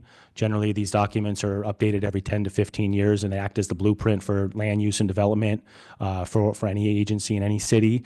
And so we are pretty much at that 15-year time frame. And so while we do have a lot of other things going on, this is also something that is a bread and butter aspect of any city's operations. And also with the new state laws that have coming down. You heard from me with my housing legislation update a few months ago or a few weeks ago. There's a lot more pressure being put from the state as far as making sure that these general plan updates are done, on a proper time frame. And so it is in a near-term goal to at least make sure that we try to get an RFP, a request for proposals, out for a consultant to perform that general plan update. We'll definitely need to work with the city manager and the new finance director to try to find the funding to do something like this. These are very expensive endeavors, especially in this day and age. We are trying to look into what potential funding is out there, grant funding, to try to help fund these general plan updates. We haven't been extremely successful thus far. And so it does look that probably the general fund is going to have to put the money down for a general plan update, but it is also something that we can't afford not to do. And so I would also want to add that on there, the RFP for the general plan update. But like I said, community development is a very busy department, team of 5, all great when we work together, and we're very excited to try to get some of these large scale projects and moving forward for the betterment of Lakeport. And I'm available for any questions if you have any. I have just a couple quick questions. I get why these would fall to the bottom, but in the past, we talked about looking at the sign ordinance and business license. Are they on the radar at all? Yeah, they are on the radar. We took them off just from the near term, just considering the amount of stuff that we have going on. I kind of with a question that Brandon had earlier, or I think it was the mayor, do you realistically think you can get to those next year? I kind of put those probably maybe more towards intermediate term or goals, but Yeah. those are definitely still up there, correct? Yeah. Perfect. Questions from council? In the unlikely situation where we don't get grant funding, what are we looking at tapping the general fund for on a RF or for a general plan update? It's rough ballpark. Rough ballpark, we're probably looking about $500,000 plus or minus. So that's way over our discretionary funds. Yeah, and I mean, that's why we need to get pieces of it started. I mean, I think that's really going to be something that we're going to be doing over a 2 or 3 year time frame. Yeah. I was afraid you were going to say that. Is that actually what it costs? It's There's probably no other way to low. go about this? Probably low. We're going to try and get a deal. Just for some perspective, is I did reach out to the community development director at the county in regards to how much it cost them for their recent general plan update that they've been working through. While they didn't want to provide me an exact figure, they said it was upwards to $750,000 or $750,000 to $1 million to perform that. That's obviously a much larger scale, and they have to do more of the specific area plans for the county. So we're kind of basing some of our figures off of that. And we've got, I don't know, for estimates, I'd rather shoot high and then maybe we can get a little bit cheaper than to shoot lower and then, come here with some sticker shock. And so that's why we kind of set it at the $500,000 level. I'd be curious what our friends down in Clear Lake have been paying for theirs. I don't think theirs is a little more update than ours. I think ours was in 2009. I think they did theirs in in 2015 timeframe. So they're not looking at doing a comprehensive update at this time. I'm curious. I would love to know what they paid at that time. In 2016? Mhm. We can Like, reach out and ask, yeah. I believe you that that's what the going rate is. I'm just still a little bit surprised. It's tough because there really isn't an economies of scale. The county one is a bit over. We wouldn't expect that price on the county one because they're also redoing, I think, all of their area plans at the same time, and they've added a couple other components. So I mean, I don't think it's expect it to be in that time frame, but there's just, or not, I'm sorry, in that cost frame. But there are just some general pieces that, regardless of your size, you're subject to. And I mean, the biggest aspect that we're feeling that our general plan is deficient in is meeting in kind of talking about the various legislation that's been passed over the past 20 years and how to incorporate those out. I mean, there are several new requirements in various elements that we're up against some timeframes on. So that's going to be the big component. We did do some work on it probably right before Joey came on, where we were looking at, from a big picture perspective, this is my opinion. I don't think that the general plan is out of whack. I mean, it kind of it estimated some growth projections that we never realized. So, I mean, I think a lot of it is still valid. It's just more of having to run it through that modernization aspect. Where our real problems are and where we want to turn to, after the general plan is that zoning ordinance, fixing a lot of those pieces. We were in a pretty rough economic time period when we completed the general plan in 2009, and we never did that natural step of updating the zoning ordinance. So the zoning ordinance is actually even further behind.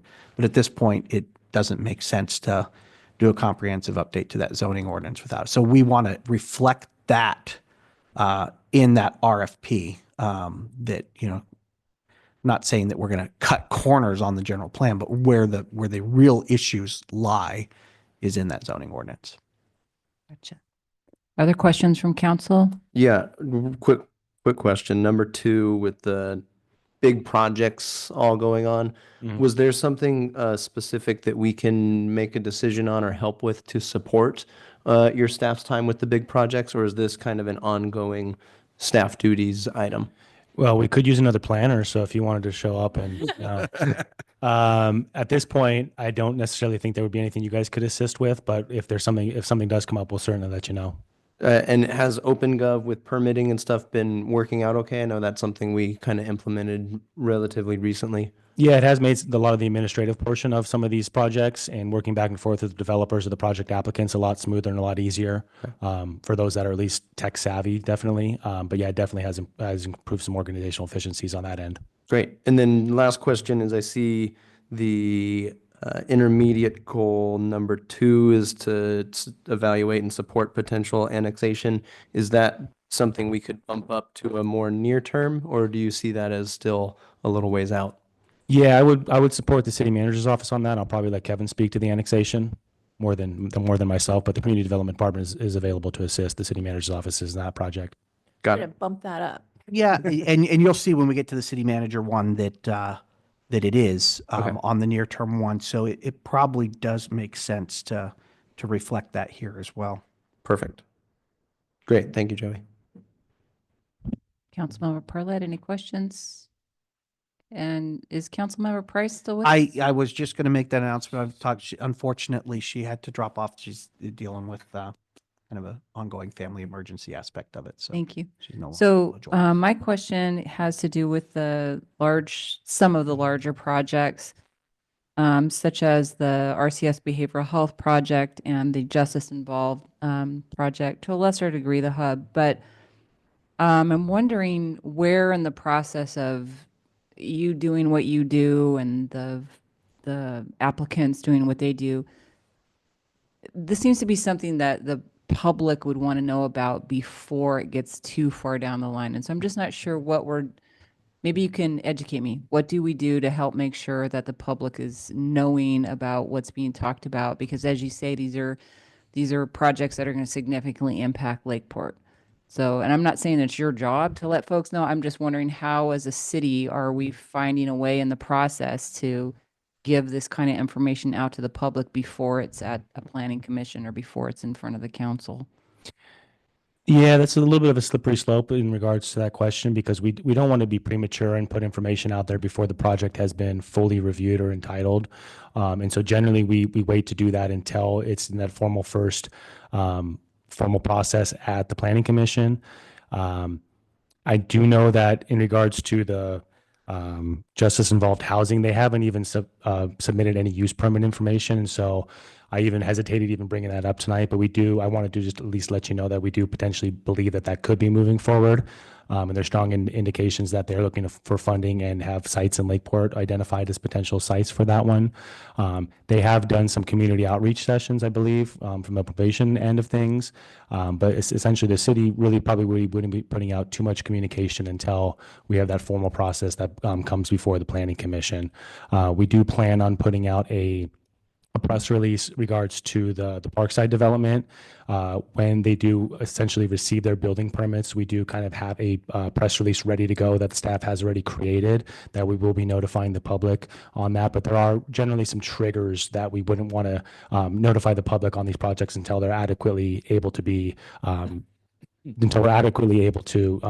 that information in full detail.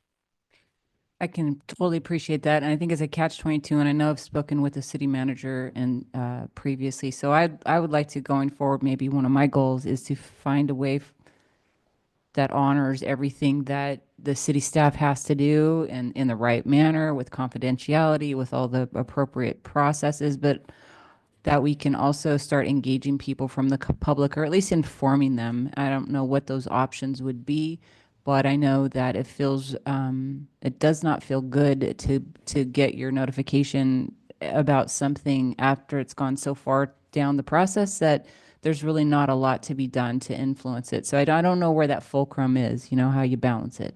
But I'd like to look for that, see if we can make some improvement on that.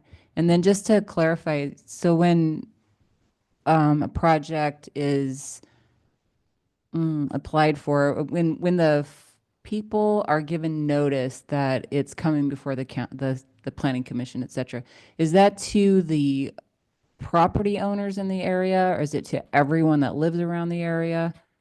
Yeah, it would be to the property owners we have on file within a certain kind of Okay. a distance requirement, depending on what the project is. We would mail out those notifications to the nearby property owners on file. Okay. So for example, up on Martin Street, or let's just picture any place where there's subsidized housing and the people that live there by and large do not own it. If someone wanted to build in one of those areas, would the residents, the huge number of people who are actually going to be affected, who do not own where they live, would they get any notification? They would, yeah, the addresses would. It depends. I mean, this is some of the issues with a lot of this housing legislation that the state has made a lot of these projects by right. They're no longer subject to discretionary review, so they are not going to be getting the same notification process that you would for a use permit. Many of them are not subject to CEQA, so they're not subject to the direct notification, kind of radiuses that we're talking about when we're doing some of those environmental studies. If it is subject to a use permit or any sort of environmental review, then there are statutory requirements in place on who needs to get notified. But yeah. So owners, not necessarily renters. So when we do make notifications on those discretionary permits, those go to the property owners, and they get listed in the newspaper of record. Those are the two requirements that we have. Thank you. Any questions? Any other questions from council? Discussion, from any of the people in the room, any members of the public in the room, comments or questions? And any hands raised online, Mel? No hand. Okay. One hand raised from Danny Wynn. Great. Hello, am I coming through all right? Mm-hmm. Perfect. I did want to bring up something, and I will send an email to the council members and CC some of the staff. A recent toolkit came out to basically help cities become ready to do housing and ready to do housing differently than the way we've previously been doing it. This checklist, I'm going to go through really quickly because I know you got a lot more to do. But this is for cities who are serious about housing and want to be serious about housing.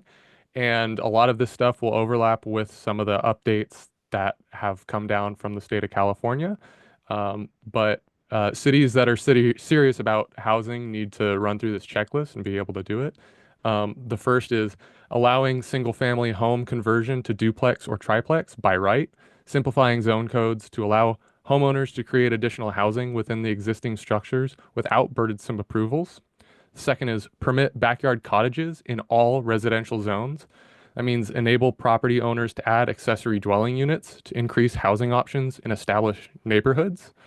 Third is legalize starter homes in all residential zones, removing zoning restrictions that limit the construction of smaller, that means 400 to 800 square foot, more affordable homes for first-time buyers and downsizers.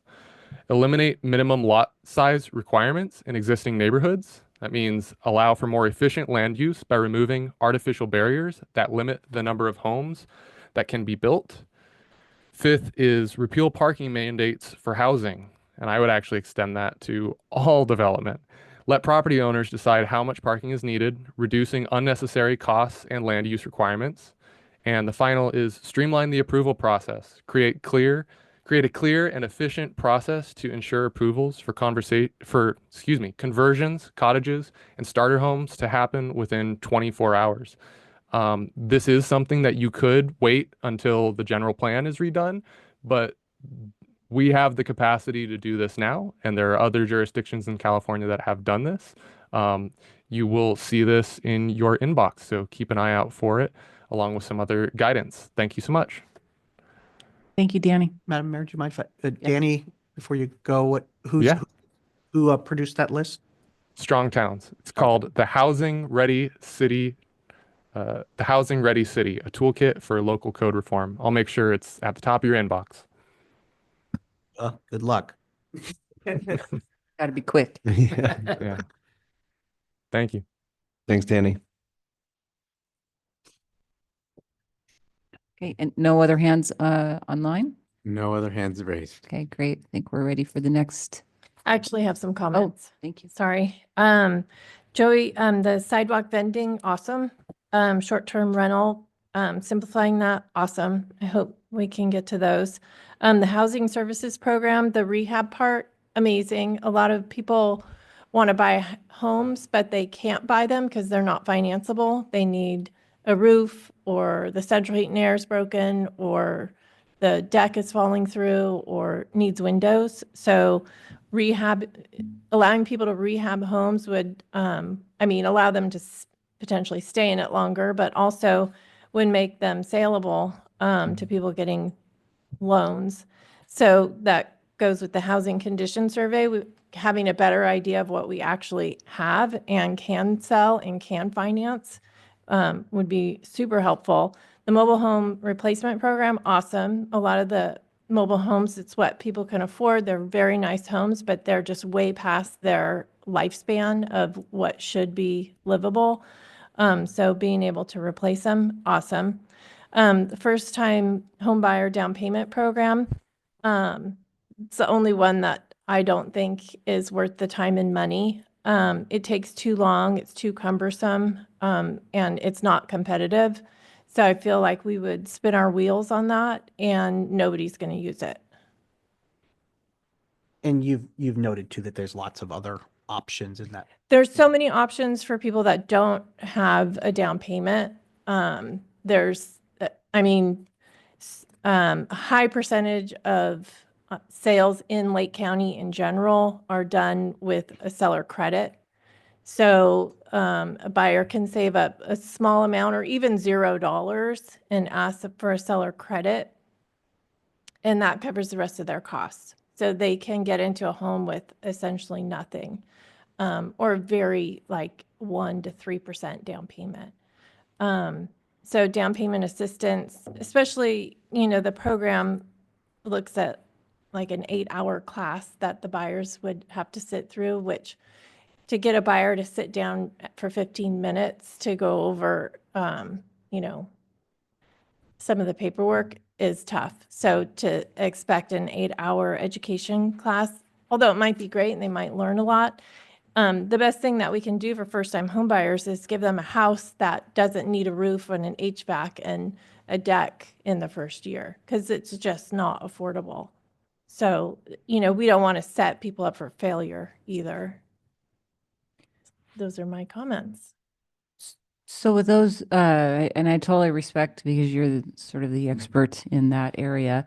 So I'm wondering, with those views, might that be one area that we want to kind of pull out and have different options brought forward, so that as a council, we can help give guidance as to whether or not we want that to be part of the housing program?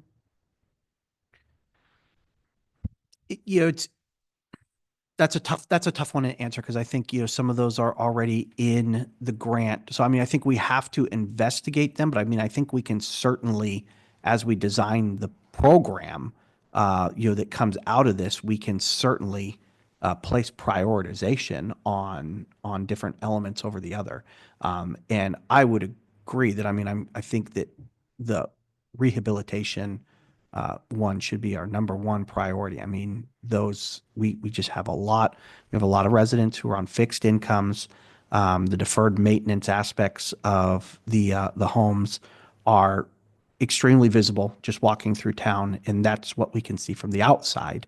And I'm sure that those, are reflected on the inside as well. So, I mean, those pieces that together with like what was noted in regards to the mobile home replace, we have a high percentage of manufactured homes, both in parks and out of parks in the city. And I think Councilmember Matina hit it spot on. Many of them are far beyond their lifespan, but and I think most people know that, but I mean, they're just not in a position to make those necessary improvements. So I think we can certainly make those the priority pieces and make that the focus of our program moving forward. We probably still have to investigate the viability of those, but I mean, I think those comments can certainly be incorporated in regards to the first-time home buyer program.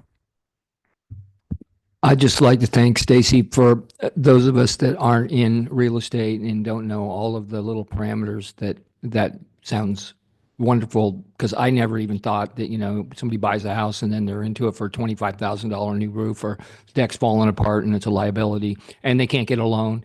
So thank you, Stacy, for bringing that to our attention, since you're the resident expert Sorry, there's 5 of us. on housing. A little of everything. Yeah. Good talk. Thank you. Thank you, Joey. I think Thank you, Joey. Welcome. Good job. Good luck. Wow. And I look forward to seeing those stickers on the community development items later. Well, he kind of stole my wind on why I was going to say that the reason his community development goals are so short is because he's going to be helping out a lot in the economic development sphere, but he kind of really took that out there. So economic development, really quickly, as I noted in the beginning portion of this program, I did take quite a bit of notes when we were going through our council selection process for LEDAC team members, our Lakeport Economic Development Advisory Council. It was clearly observed through that process that there was a strong desire on the part of council to see that group take some more action on various different things. And so what I've really tried to do is kind of craft those goals around that. And I think LEDAC is eager to do that as well. I mean, they're a very highly qualified group of individuals who, kind of come from a large number of backgrounds and pieces. And I think they are eager to take on some more tasks. That, combined with the fact that we do not have any dedicated staff members to the economic development. We do lean a lot on the community development department. We also lean quite a bit on Mel and his GIS skills to assist us in that economic development sphere. But mainly, Wilda and I kind of make up the crux of that economic development team. So what I've crafted here is kind of an action plan that I think we can enlist the services of LEDAC on. And I think that the reason some of these are pretty large is because I have put in a number of different examples in here. And so what I'm asking council is, one, are you in agreement with the kind of the overarching goal, and then maybe giving LEDAC a little bit of flexibility to pick amongst the kind of menu options that we have in each goal on what they believe to be the highest priority. So for instance, the overarching goal there in the near term, number 1, is increasing foot traffic in the downtown and waterfront districts. That certainly aligns very well with our strategic plan efforts. And there are a number of items here listed. I don't think the idea is that we would do all of these in these near term, but I think, we would kind of toss these over to LEDAC and, look at updating the vacant commercial building listing. We have done some background effort both with the Planning Commission, LEDAC, and your city council in regards to the need to develop a vacant building registration. We've also heard, quite a bit of interest in exploring a first floor retail ordinance for the downtown area, and then also pursuing, additional grant funding to improve wayfinding signage. And then I kind of have in there that we could probably almost make that last sentence go away and put the design guidelines on the shelf. But really the kind of thought process here is, 1, are you in line with the overarching piece of it? And then do we want to give LEDAC some flexibility in here to kind of pick which projects they think kind of meet their highest need. So number two, really quickly, we did recently meet with, got some of the preliminary findings back on our hotel feasibility study. And really the kind of overarching message there is the market just is not in the greatest condition to kind of pursue that. They really think that our location is great, but the regional market is down, interest rates are up. We could probably go out for an RFP and maybe get a couple suitors, but they might not be the greatest fit for our community. So the suggestion overall there was to kind of check in 6 months, check in a year's time, and see how the market conditions are before we go into kind of a formal RFP process. And so I asked in that, like, what is it that we really need to be doing in this sphere? And then the number one thing was we need to change the numbers in regards to the number of visitors that are visiting the Lake County and Lakeport region. And so that kind of falls here at the heart of this goal. It kind of changed up from just doing the hotel recruitment to kind of being a little bit more broader about strengthening our overall tourism draw in Lakeport. And once again, there's a couple of different items here that I think LEDAC can kind of help us formulate a project on.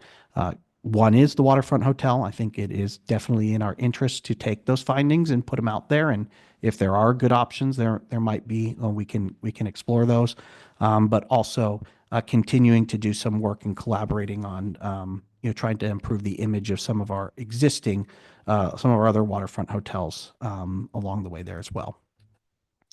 The third one is we were successful working together with the Lake County Economic Development Corporation and the county and the city of Clear Lake in completing our CEDS, our Community Economic Development Strategy. That's a federal program there that does make us eligible for a number of different EDA funds. So the next logical step there is that plan does include a list of projects, some that are specific to the region, some that are specific to Lakeport, and looking at what grants are available and kind of leveraging the completion of that plan to go after those grants. And some of those on there are exploring, resurrecting our downtown and lakefront Wi-Fi district. Once again, wayfinding signage might be an appropriate one to pursue funding, and then also enhancing business and financial tools to support our existing businesses. So those are kind of make up the crux of that number three. Number four there is a repeat from this current year. There has been quite a bit of action in working with Clark. We do have a draft lease together. I think we're pretty close to getting that together to formalize so that they can utilize the entire building over there at Carnegie Library.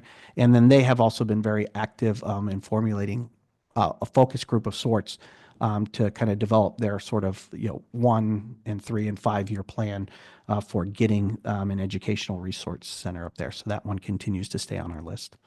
And then the last one there on the near term goal is we have had quite a bit of success specifically with the Marshalls and Tractor Supply, the Kmart revitalization site, in our meetings with Retail Coach. They have noted that, not only have those ones been successful, they have certainly elevated interest in Lakeport from a number of other folks. So I think that there's quite a bit of opportunity to kind of hit those a little harder. There's still some space there at the Kmart, the old Kmart building to fill. As Joey alluded to, there's a lot of action moving forward with the Vista Point Shopping Center and as well. So I think that that remains a high goal. We can get more out of Retail Coach. So I think that especially when there's interest in it, the tools that they have available go through there. So I think that remains a high priority as well. But really that kind of hits the crux of it. These are a little bit longer worded because they kind of do have that options in there, because I do kind of envision trying to pull in some additional resources from LEDAC and some of the other entities in trying to attack some of these goals. Any questions? Just one where it says wayfinding signage, enhanced business and financial tools to support business. Do you have any specifics on that? This one mainly is, there was some bad news today in regards to, it looks like there's quite a bit of cuts going on in the small business Development Administration. But we were successful last year working in this largely Lake EDC was successful. We partnered with them in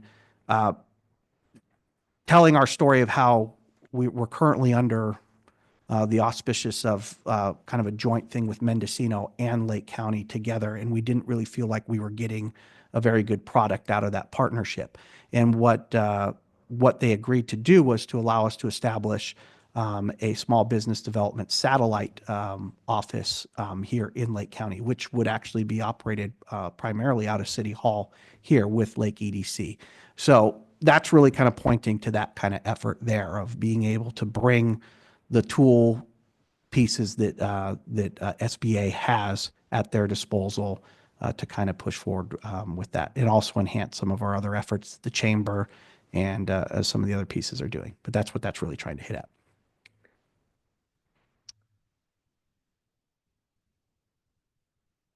Do you have one big sticker that we could put over all of these? Yeah, the lines aren't really clear, so if you want to kind of put your pieces, but yeah, what we always talk about is how the general fund is so dependent on sales tax and it's all a snowball effect. And in order to have more general fund to pave roads or to put in a rec program or do all the wish list items that we as council members have, we have to kind of start with the sales tax and the economic development for the city. So I think all of these ideas are good ideas. I know there's certain ones that I'll be putting higher priority on than others, but I don't see any bad ideas on this list. And I think it's kind of a general outline, but similar to Councilmember Parlette's question, I'd be curious about some ideas for specifics. So for example, how might we be increasing tourism, which then lays the foundation for future hospitality investment? Like we all know we need to do that, but do we have any ideas for that? Since we can't get a hotel at Dutch Harbor until we get more people, and we haven't been able to get more people because for a variety of reasons. Well, I have a comment on that. One of the cans we kind of keep kicking down the road is branding the city. And I think it's kind of a missing marketing piece that we are ready for now that we have the park and we've done so much to our downtown. And there are so many people that come and visit here and can't believe how cute and amazing it is here. I think it's really kind of an unknown treasure. And that if we maybe aren't going to go for the RFP for the hotel, but we spent some money on doing some branding that gave us some additional marketing for those saved up social media posts. And when we do need to, put an ad in a magazine, we have a clear picture of what we want that to look like and get that vision out there. That maybe in 6 months we would be going for the RFP for the hotel because people start showing up. They just didn't know about it. I think an appropriate place to, kind of add that would be in number 3 there. I mean, I think we can take a hard look at that. That seems like it might be something that would fit into those EDA funding categories. So I Awesome. think that makes. Uh, We have explored. I'm sorry. We have explored that in the past with a Clean California grant that we did not get awarded. So we have a lot of the background information on that one as well. And I agree, it's a treasure. I think that, the question would be, how do we want to brand it and how would we go about, getting the public's point of view and all that. And there's things like, it's always a chicken and an egg, what's going to come first and all that. So there's things like the seaplane idea. There's some people who are very excited about that. Don't know how big or how long or how far away that is, but that might be a game changer if we could ever get that dock built, et cetera. And then I just wonder, I think you're right. I agree with Council Member Matina's idea, but where are these people going to stay? They're going to stay at some of the hotels that we have downtown that really aren't very hospitable for staying at. And then, how does that really grow our people coming here? So how do we attack it and, attack this problem, put pressure on enough places in the system that they're working together? Maybe if it's not the hotels because they're not ready to really, I just think make- we have to start somewhere. I agree. Yeah. I agree. And I didn't want to sound like I was saying no. I was just saying that we have to start somewhere and somewhere else at the same time, right? So it could be that it's our Airbnb people that are going to be maybe the most accommodating. I'm not really sure what all those facilities look like, but I know that it isn't. I can think of some hotels that it is not. And so, and then downtown Lakeport, it struggles with having, it's got some really super cute shops, and then it's got those empty buildings and stuff. So making sure that there's something for our new visitor friends to do. Yeah, and I think there is a lot more going on in that sphere now that, the Lake County Tourism Investment District, they're, they started in the middle of COVID, and now they were successful in renewing their piece, and they've got a lot more going on there. Wilda sits on that for us, but I mean, I think we can certainly kind of increase our presence in regards to there and work with them a little bit more and leveraging on top of some of the efforts that they are doing, because that is an area that they've been working heavily on, for the good part of a decade now. Well, and Council Member Disney, so I just saw these things for the first time, these aqua bikes. Do you guys have aqua bikes? We used to rent aqua Uh-oh, bikes. people kept sinking and then. it was No, fun. no, it just, in business, you try something, and if it starts to diminish, you stop. Sure. And it was something that I remember as a kid really wanting to ride the aqua bikes and not getting the opportunity to. So it's been quite some years since we've had big kind of 80s style aqua bikes. They have a bunch of new aqua bikes, but my thoughts for future is kind of with our presentation the other day in seaplanes. I think there's a good opportunity there with maybe some future development somewhere in the city that might have some docks included for some seaplanes. I don't know.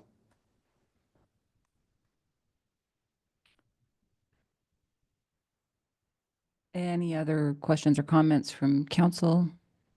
Then I think we did public comments already on this. No, we didn't. All right. So anybody from the public want to speak up and tell us your views or ask your questions? Anyone in the room? Milda, did you want to add anything? Okay. Anyone online, Mel? No hands raised online. Okay, great. I guess we're ready to wrap that section up. Okie dokie. I'm wondering if we could take a 10-minute break. Sure. All right, great. You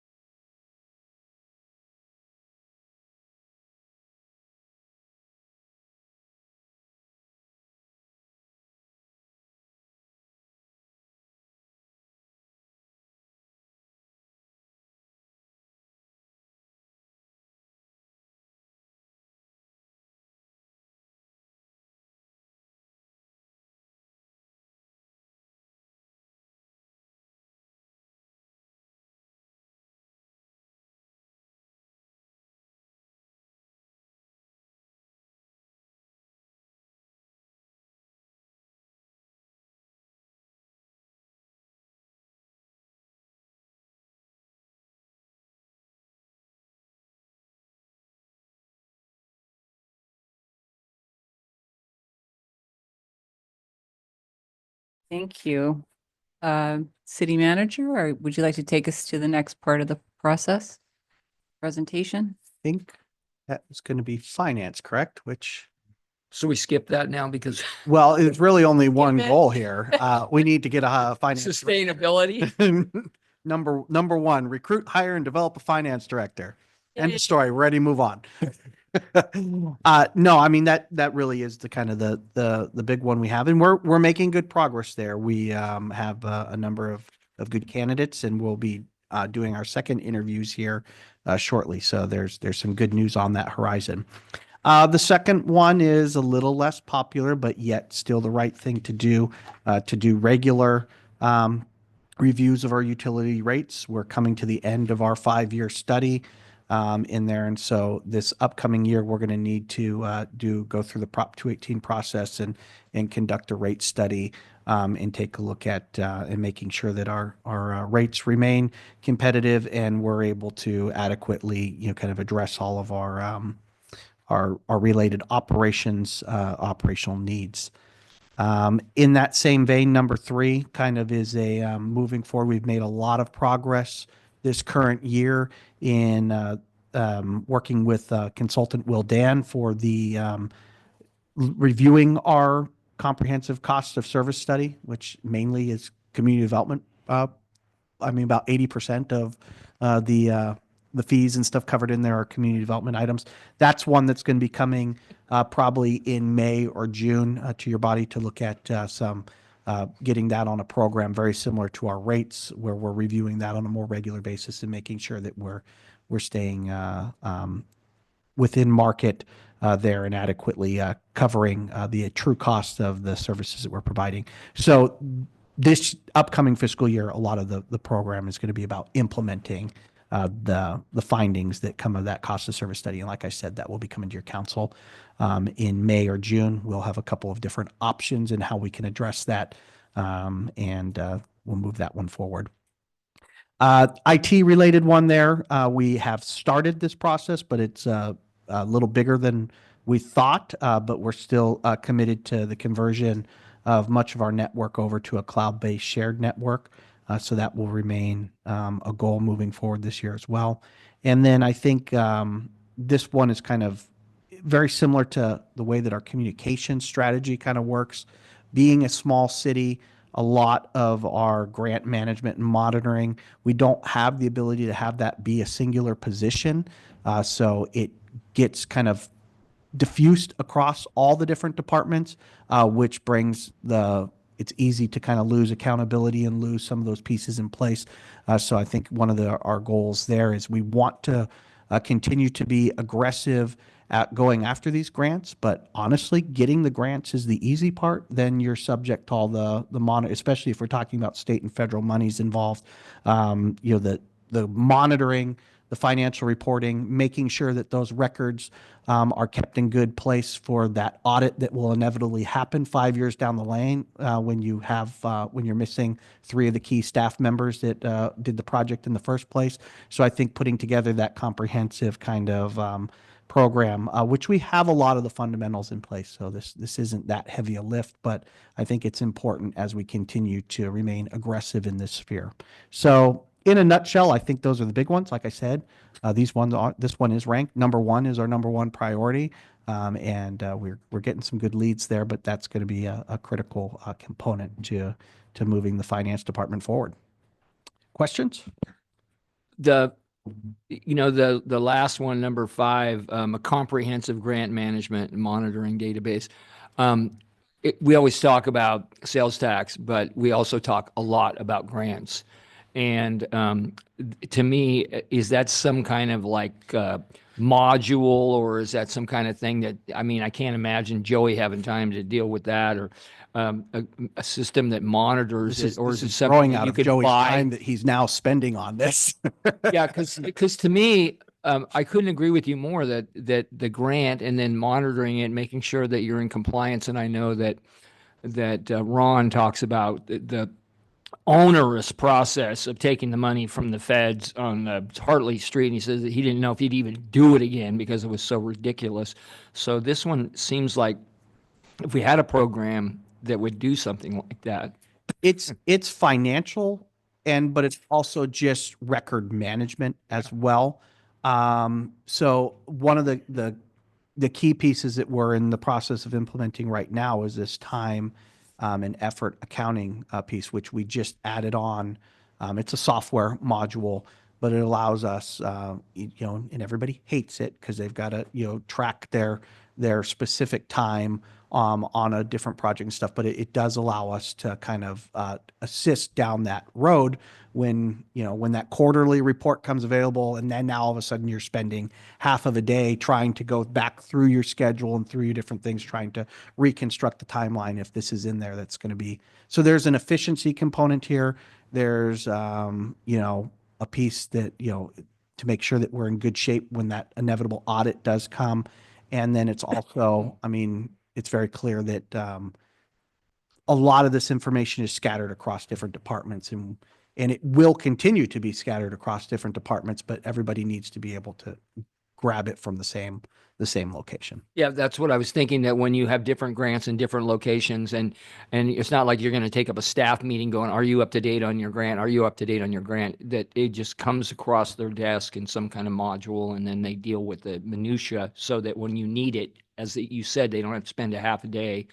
And Lord knows Joey isn't going to have any time for that. So I like that. We might have a public comment.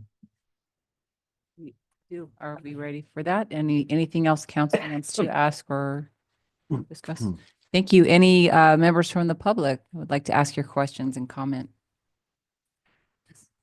Thank you. So my name is JB Cisneros. I'm the tribal housing director with the tribe, former tribal administrator. So I'm kind of a quasi Kevin here, if you will. But Grant Vantage is a wonderful software.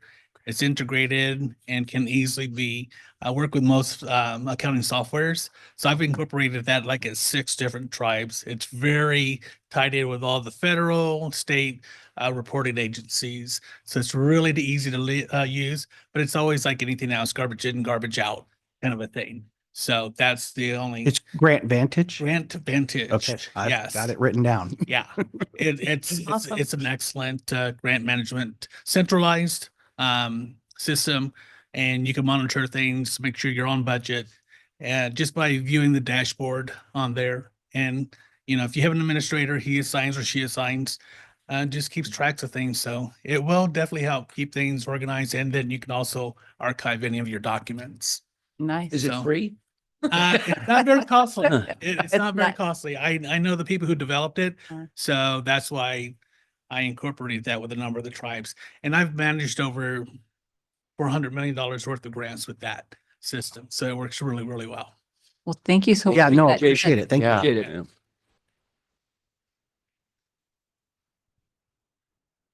Any other questions or comments from members of the public in the room? Anyone online, Mel? No hands raised. Okay, bring it back to council. Any more discussion on this? All right. Next up. Next up, I believe, is the police department. Hi there. Dale. Thank you. So my proposed vision for the near term of the department includes exploring innovative approaches to strengthening succession planning and leadership development.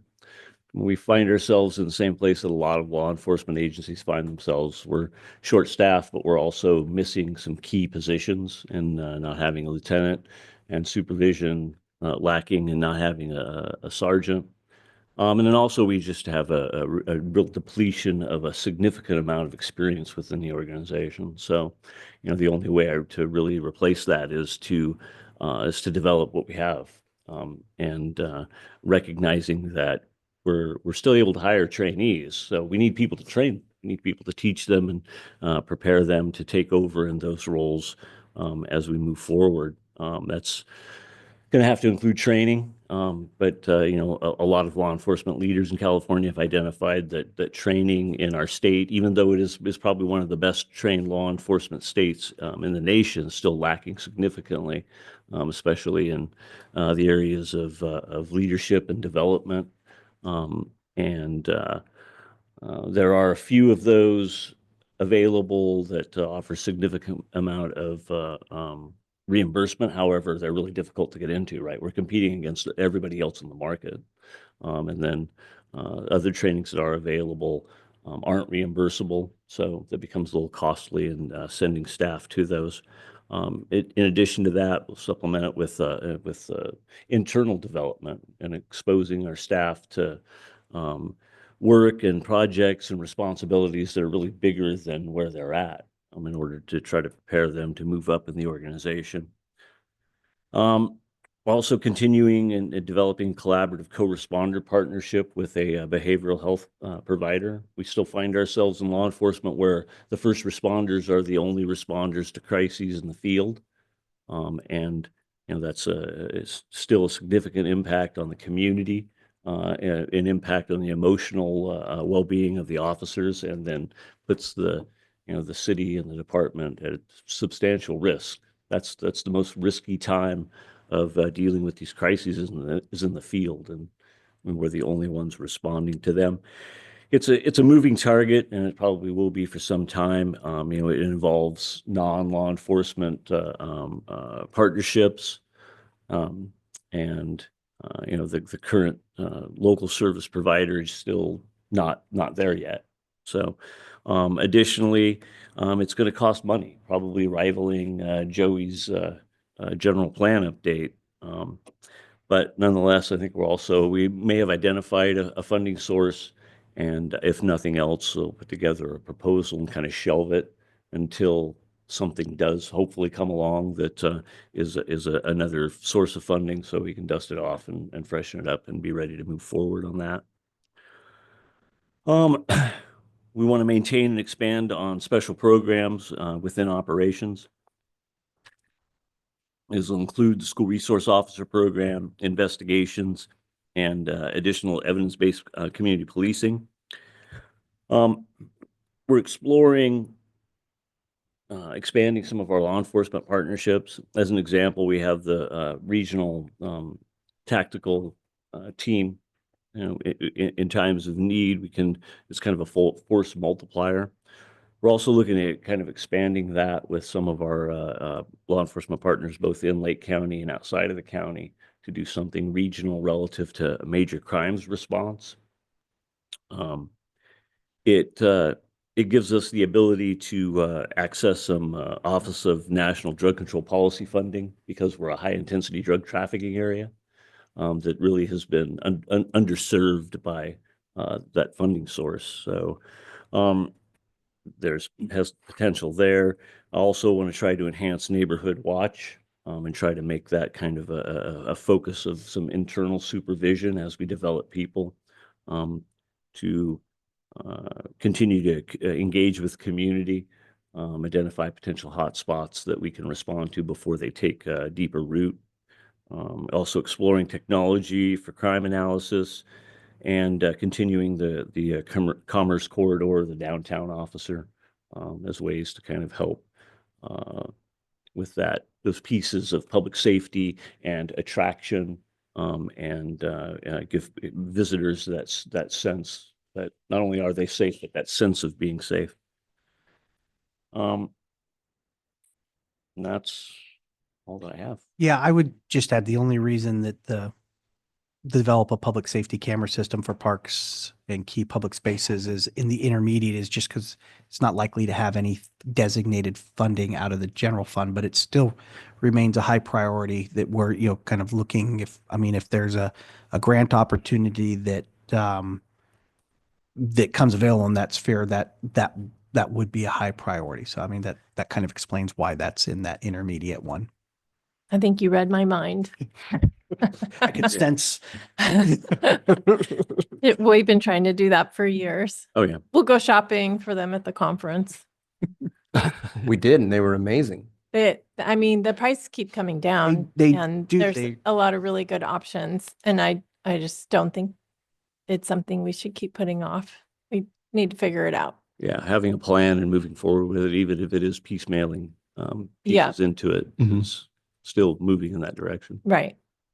Yeah, we sat on a showcasing of the flock cameras that we all know about, the license plate readers, except they have it for downtowns, for parks that have tracking. So if someone walks by, the camera has a full 360 view and it'll track the people walking by. And after certain hours, if it's, you can program it to after midnight. If there's groups of 15 people or more, it'll automatically notify law enforcement on where they're heading. And there's, I mean, it's really amazing, but it's not cheap.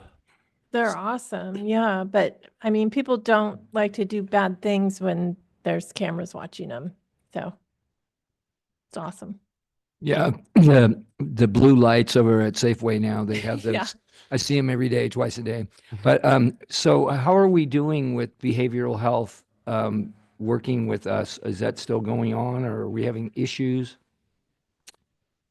They're not yet in a place where they are ready to co-respond to crises in the field. Okay. That was diplomatic. Yeah. So the I talked to I think of a mutual acquaintance, Scott Mayberry. Was that something about the tactical thing, working together with multiple jurisdictions for major crimes, or is Scott is the one we're working with to Okay. put together the major Yeah, crime he unit with brought Mendocino County. that to me and said that do you think that and it sounded like a great idea to bring that force multiplier in there with multiple jurisdictions. So Yeah. It's definitely a good way to respond to crime. It also has those elements of bringing in the HIDTA money and potentially some asset forfeiture monies, which as is well. also So, very good. sure. Yeah. Thank you. So I appreciated you laying it all out and your ideas for how to move forward. And I'm curious if you could like give us a temperature reading, like the level of concern for what your staff currently is lacking and needs, what your department is lacking and needs. I see that you have a plan, you're meeting it, but how kind of in the danger zone are we in terms of the stress and what is not able to get done as well as you want it to be done? I mean, relative to the plan, they think I'm crazy part of the time, but I also explained to them that they're out there in the field. They're the ones making the decisions. Oftentimes with no supervisor or a supervisor that has little experience or no access to a supervisor, and they're being held responsible for those decisions. So I mean, I really think that they're bought into the fact that this is the direction that we have to go. It's just the environment that we and many other agencies are in.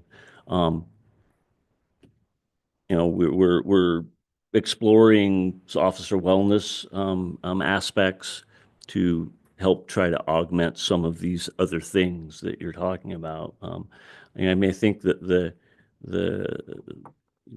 we have the additional staff on the horizon, um, which potentially will position us better for easing some of that stress and the fatigue and all the overtime and everything else that goes along with it. So, Is there anything tangible that you can see this council being able to do or provide that would be assisting you through this time? Well, I'll interrupt too. I think, Dale's, the chief's being very modest in it. I mean, I think, we understand, for the past 3 or 5+ years going on that it's just the natural state of things to be always in a constant state of recruitment. I think that's just where we're at. We need to be flexible in those pieces.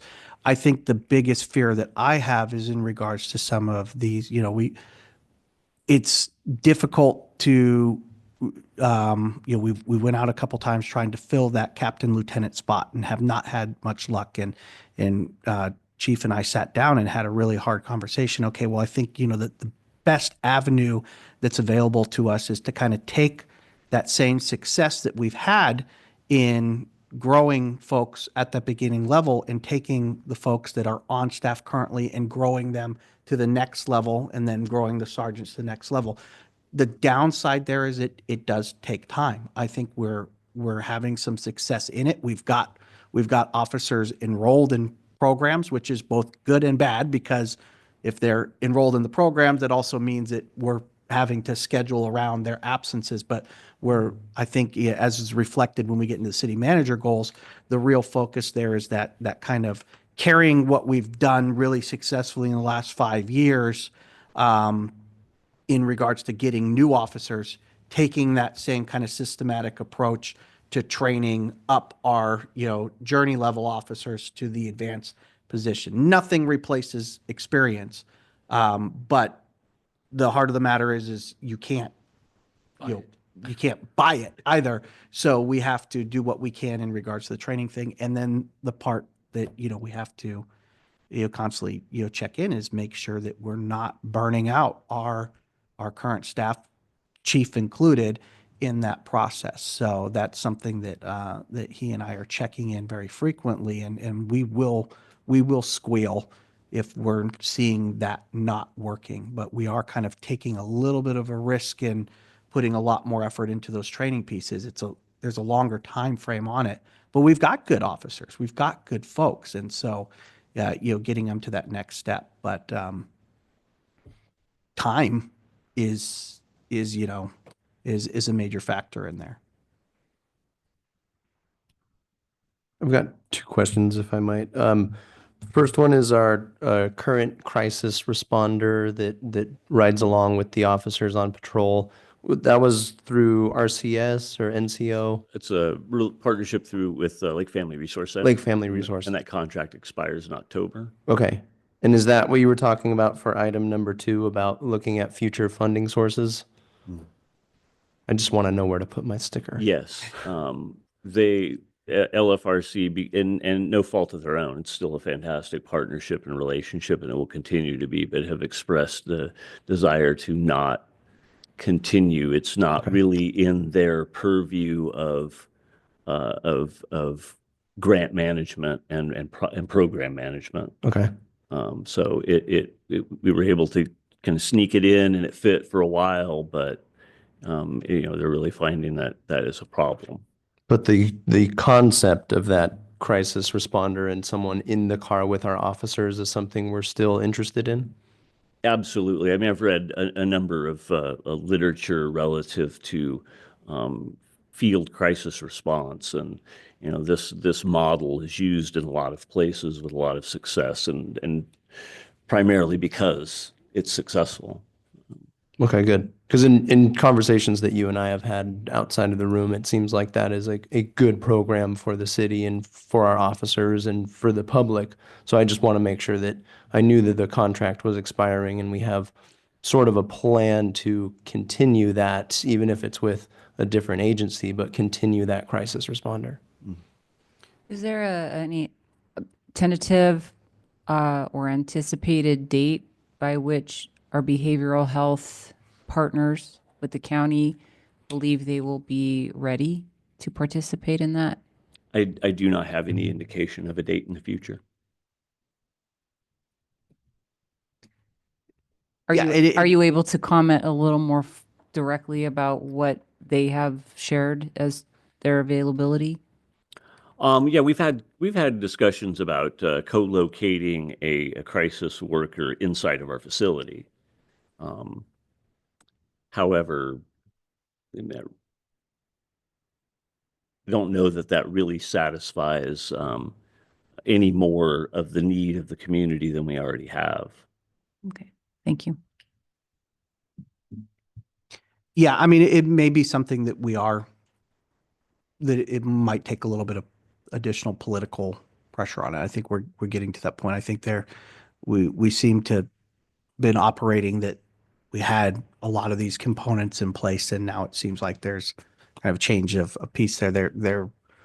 We really need assistance with somebody out in the field, and they're thinking that we're going to be bringing them back to the office. So there's things to work. There's things to work out there, but it may come to the point where we have to put a little bit more political pressure and pieces on it. So I am curious. You don't need to answer this right now. I'll just state my curiosity. There is a crisis response program that behavioral health currently runs, and they run it for, I can't tell you all the parameters of it. Sometimes when our agency calls, it is or it is not something that will be responded to. But I think the goal is when you have someone who appears to have mental health needs in crisis, this crisis response team comes. So I don't know, are they doing that, meeting your officers at a location? That service is rather limited, and we have identified through our partnership with behavioral health some areas in which that could be augmented and enhanced. Mm-hmm. The time, it's the responsiveness seems to be the. I mean, factor. they have a limited number of those units. I think they still only have one. Mhm. And this is a large county with a big puddle of water in the Yeah. middle of it. So there are often times that they're not available. There are also some, there's always going to be procedural concerns and issues in any type of response, and that's a very complex one. So. Mm-hmm. Well, We this do is- attempt to utilize them in every instance that we feel appropriate. Thank you. And this seems to be an area of great promise. Like sounds like there's a lot of room for good things to occur there, better things to happen. So I think something for us to focus on. One more question, if I might, Mm-hmm. about the downtown officer. I know from businesses, they've felt a good response to having a dedicated officer to walk downtown. Is that a program that we're going to continue, that we're able to continue? Yeah, as long as staffing permits it, absolutely. I mean, I definitely think that there's a significant value there for a lot of the goals that have already been discussed from other departments that that has the potential to really benefit the community and benefit a lot of the other departments as well. So, yeah. And that being that the officers on foot, that typically is a spring, summer, fall kind of role, not necessarily the dead of winter. Is that correct? If we have staffing, there's room for that as well. It may be kind of when we get into the off season, it may be more of a metered approach than a constant. Okay. He's being modest again. I mean, the staff training related things have been a huge pull, and we did recognize that winter opportunity was a great time for that particular officer to focus on meeting some of their training and development related items in that winter, and should be ready to go when we get back into the full swing of things again. So there's a lot of those moving pieces, but it has been a very popular program. We get a lot of positive feedback, out of that one. So yeah, looking at once it's warm again and people are out and about, that we'll have that one back Awesome. in staffing considered. Yeah. Great. Thank you. Yeah, and I mean internally they appreciate it as well. It's still a 3.5 square mile town, and to be in one corner of the town and have to go all the way back to Main Street for a call, knowing that there's somebody already there is a benefit to internal staff as well. So. Great. Thank you. Okay, so any comments or questions from members of the public? Anyone in the room? Anyone online, Mel? We have one hand raised for Great. Danny Wynn. Hello again, Danny Wind, 4th Street resident. One thing I did want to mention, and it probably overlaps with some of the other long-term goals. One thing I didn't see here is sort of supporting a volunteer program. I know there was talks about Neighborhood Watch, but I know we used to have volunteers that did parking enforcement, specifically in the downtown area. I know in other communities that have invested time and energy in parking enforcement, specifically in the downtown areas, have seen benefit as presence similar to a downtown officer. Of course, I don't see using highly trained officers, well-trained officers to do parking enforcement. That seems like a bit of a waste, but a volunteer program could be something that could provide for that. And fees collected could go directly back into improving the downtown with possibly like things like a paid meter system and exploring a parking benefits district. So thank you. Thank you, Danny. Do you want to take a shot at there are some challenges on the volunteer side. I mean, I think if we get someone who wants to kind of come in and do some of those things, we're not going to tell them no, but I mean, there are some challenges on the risk management side in regards to those volunteer programs. It's made it harder than it has been in the past. But with that said, that definitely is a discussion that Chief and I have had in regards to parking enforcement in general and incorporating that into kind of some of the downtown officer related stuff. There is not a lot of money to be made there. I mean, there's a lot of that money specifically goes back over to the state. It's a really weird system the way that works, but we don't get to keep a lot of that parking enforcement money locally. But regardless, that's not the real point of the program. And what we have learned is that even having a lot of messaging out there and some consistent but inconsistent kind of kind of enforcement efforts on a kind of regular but not a scheduled kind of goes a long way. So I mean, I think we're trying to figure out a kind of a program to put that into play. And then it's also noted that one of the biggest issues specifically on Main Street parking in general is the business owners themselves parking out there. And those are known entities. So, I mean, we talked about that being kind of a component of the downtown business officer as well. Just going in and visiting those ones directly and knowing, hey, you're parking your car out there. You're taking, a spot, permanently on a regular basis that's not, available to your clients and the clients of your neighbors. So I think there is a lot of, we've kind of looked at some kind of low hanging fruit related area there to be a little bit more aggressive on the parking as it relates to downtown. Thank you. Okay, any further discussion by council on this? Okay, thank you so much. Thanks, Chief. Next, is we're into, on my control again, Public Works. And Ron is joining us via Zoom. He's down in Burbank him and Olivia are both down there for the Public Works Cal Cities Conference. So all yours, Ron. Thank you, Kevin. Good evening, council. The Public Works goals there. I don't think there's anything on here that's a big surprise to council. I guess the good news is you're pretty aware of these because we've been making progress on a lot of these near-term goals with different items that we've brought to council recently with contract awards and contract amendments. Certainly number one is a great near-term goal, and how realistic it is really in the hands of the state and federal agencies that control the funding on that. I won't belabor the point that Councilmember Parlett made earlier. I think I've covered that in the past very well, but we would certainly love to see the emergency repair projects on Hartley and on Main Street there at the Forbes Creek headwall wrapped up. And we are making progress. We're deep into the right-of-way acquisition phase now. I think we're down to about 50 square feet of right-of-way left that we need to complete the right-of-way phase. And some of the construction funding is still in advanced construction. So, I mean, we hope for 26 to complete the construction, but I really feel like fiscal year 26-27 is more realistic on number one.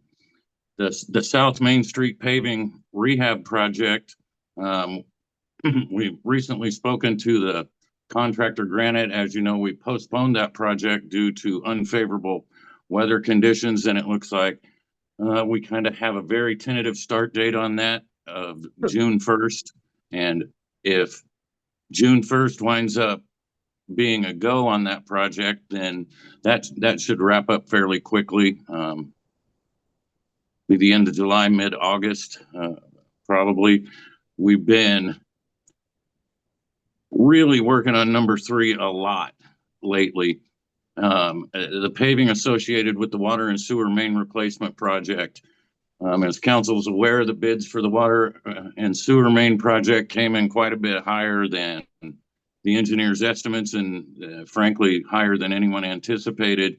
And so we've spent a lot of time working internally in the engineering department with the city engineer and the contract engineers on that, really trying to develop the best plan possible to stretch that paving dollars as far as they can go and get as much as we can out of that, with Martin Street and Lakeshore Boulevard being the top two priorities there. I'm going to jump down to number 5 for just a second because it kind of dovetails with number 3. Lakeport Boulevard is a big piece of the water and sewer project as well. And we have secured the funding to do some pedestrian upgrades there in the road rehab on the portion of Lakeport Boulevard from Main Street to Laracue. And council recently awarded the contract amendment to start the design on that. And so we haven't forgotten that. We've secured the funding and we will most definitely complete the design phase soon. And the funding is secured for fiscal year 26-27 on the construction of that. I would jump back to number 4. The active transportation plan is set to wrap up in May. And actually, we submitted a grant application this week for some pedestrian improvements on Armstrong that were suggested and kind of came in on community input on the work we've done up to this point on the active transportation plan. So before we've even completed that, I mean, I've tried to leverage the information and community input from that plan in a recent grant application. And then finally, number 6 is really driven by the budget. I won't shamelessly plug for the stickers because all of the departments are in need of additional funding and support from council, and really all 6 of the public works goals are really impossible without the help of the other department heads. None of us are in silos in the city of Lakeport, and it really is a team effort on all of the public works goals. So that's the near-term goals. We have some other lofty intermediate and long-term goals, and you know, I feel like we've made a lot of progress in the recent past, and looking forward to keep pushing these projects ahead. Thank you. Thank you. Questions or comments from council? Just one question, Ron, on the design phase of Lakeport Boulevard Phase 1. I know a while back we were looking at the entirety of Lakeport Boulevard and a couple different roundabouts. Does that Phase 1 include the off-ramp roundabouts and that big overall design? So we have a level of design. The short answer is no. This design does not include that. We have a level of design on the roundabouts at Bevan that would be contingent on funding on future impact fees from development, particularly on the west side of the highway there. Got it. Thank you. The Phase 1 boundary really is from Main Street to roughly where? 150 feet east of Laracue. Yeah, so almost up to Laracue and the courthouse access spot there. So Okay. that's Phase 1. Phase 1. Okay. Thank you. Other questions or comments from council? All right, questions or comments from members of the public in the room? None. Mel, online? No hands raised online. Okay, thank you. I guess that wraps up this section. Thank you, Ron. Thank you. Thanks, Ron. All right. And last but certainly not least, of course, we put Paul in there on utilities. We did flip a coin thinking, well, maybe we'll just reverse these up and make Paul go first. But I mean, I think Paul likes pulling in the Take up the piece end. here. Yes. Closer. Good evening, council. So tonight, the utilities goals near term, there's 4 of them to discuss. First one is the completion of projects in accordance with our current capital improvement program. These projects include the 2024 water and sewer pipeline project, development of a new well, and sodium hypochlorite conversions at all treatment facilities. There's other capital projects that are in the works out there, but these ones are very large scale. They're all different levels of progression, but we expect completion of all of these in the 25-26 fiscal year. So a lot of work involved with these, and so I keep it on the list here to keep working forward to get them completed. The next one is update water and sewer 10-year capital improvement plan by incorporating elements contained within the newly updated master plans. So right now, we have an engineering firm, Pace Engineering, working on updating both our water and sewer master plans. It's a comprehensive study at looking at all of our capital needs. It's also looking at like utility rates, what we can do to conserve, looking at projected growth within the city, and also development of a flow model on both water and sewer to try to project how we would meet the needs of the growth of the city. And so it's a 20-year projection. The first 10 years, of course, is going to be way more accurate than going out 20 years. So this is really important. And so when they should be complete in July or August. When we get those, we will definitely update our 10-year capital improvement plan to reflect that, which will tie into number 4 when we get there. The next one is to further streamline required maintenance of all utility functions related to water distribution, sewer collection, and treatment facilities. This includes I&I investigation, hydrant maintenance, valve exercising, and overall facility maintenance.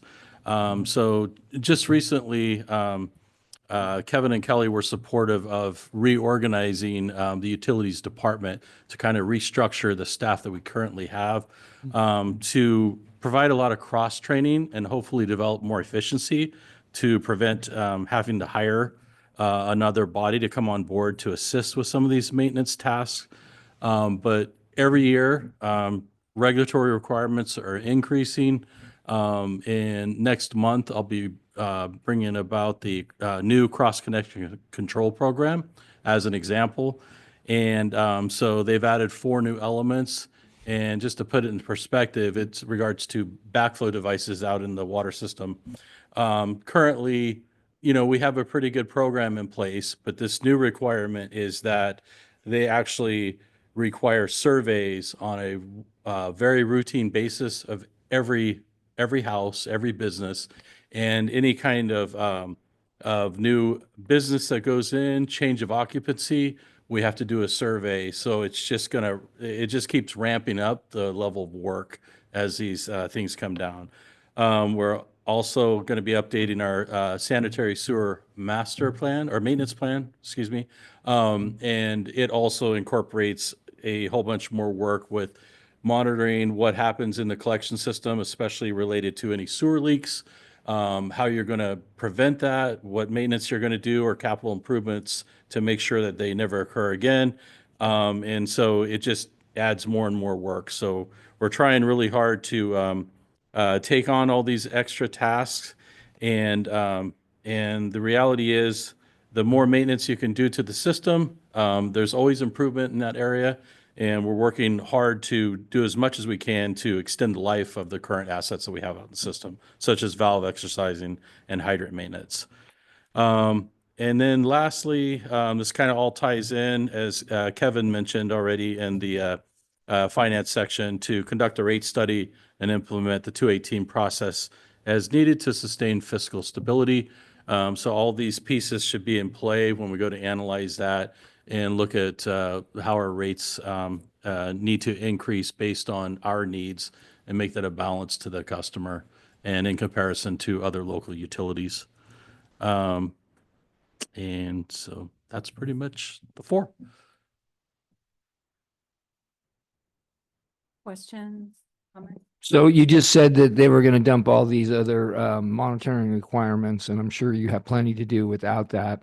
And so you mentioned that you would put that into the cost and evaluation for the rate study of what the new cost would be doing all this additional so-called mandated work or requirements? Yeah, so yes, as part of the rate study, we will look at labor requirements to comply and make sure that we can handle that. In the immediate future, I think in this next 5-year cycle, I think we're going to be okay. But beyond that, we might have to add staff. Um, but yeah, and then in regards to the master plans, they also take a look at what's out there as far as regulatory requirements that are also coming down the road to see what levels of infrastructure that we may not be seeing that need to be replaced or upgraded to comply with that. So it's kind of all tied together, and but it should work out. The timing should work out nicely for the next process. Thank you. So for this coming year, do we have funds budgeted for these projects that you've listed? Well, the big ones, the completion of the million. the $8 million. What roughly? I mean, would you say we're over 50% complete Yeah, there? we're right about 50% complete. Yeah, and so that is a fully funded one, but it won't be completed until well into the next budget year. But that's fully funded. Nice. Thank you. Quick question, Paul. Number 4, when was our last rate study done, and when was our last rate increase So last or rate, decrease? yeah, last rate study was done in 2021. Okay. And so they were increased in that year as well. Okay. And in July of this year will be our last increase on this cycle. Got it. So that's what we have to start looking at, keeping that going as needed. Mhm. The worst thing to do is let depreciation take over and try to keep the rates down. And then it's going to lead to a much bigger rate increase down the road, trying to prevent that. Yeah. So it's Better really to a have balance steady- of those two things. Yeah. And that the Prop 218 process puts a cap on the number of years that you can raise a rate under that previous study. So we're hitting the last year on it. So the first step is the completion of the rate study, not necessarily the increase in the rates, but the actual study to demonstrate, what is needed there to continue operations and that fundamental thing. And then it'll come before council in regards to what those recommended rates are. Yeah, we can hope and pretend that they'd go down, but be realistic. We know they won't. Nothing does. One more question, and this might be even further than a long-term 5-year plus goal. Do we have any prospect or any need for tertiary treatment and purple pipe? Is that something on our radar? It is. It's in the intermediate term goals. And it's actually, it would be probably first in line. Okay. In that, I'm just trying to get through some of these major projects. But the first thing we need to do is update our 2009 recycled water feasibility study. It's pretty comprehensive, but obviously extremely outdated. And so once we get that study updated, then we can look at what kind of grant funding might be out there. But the first thing is, we have to look at the study and find out who might be a customer for the tertiary treated water. Okay. But I mean, to me, it looks in the area, especially with the vineyards across 175. I mean, there's a lot of potential. I just recently toured a plant in Healdsburg, and they have a pretty good recycled water program that does a lot of their vineyards, and the demand is becoming more and more increasing that they have to plan to bank more water for the supply and demand. So it's successful.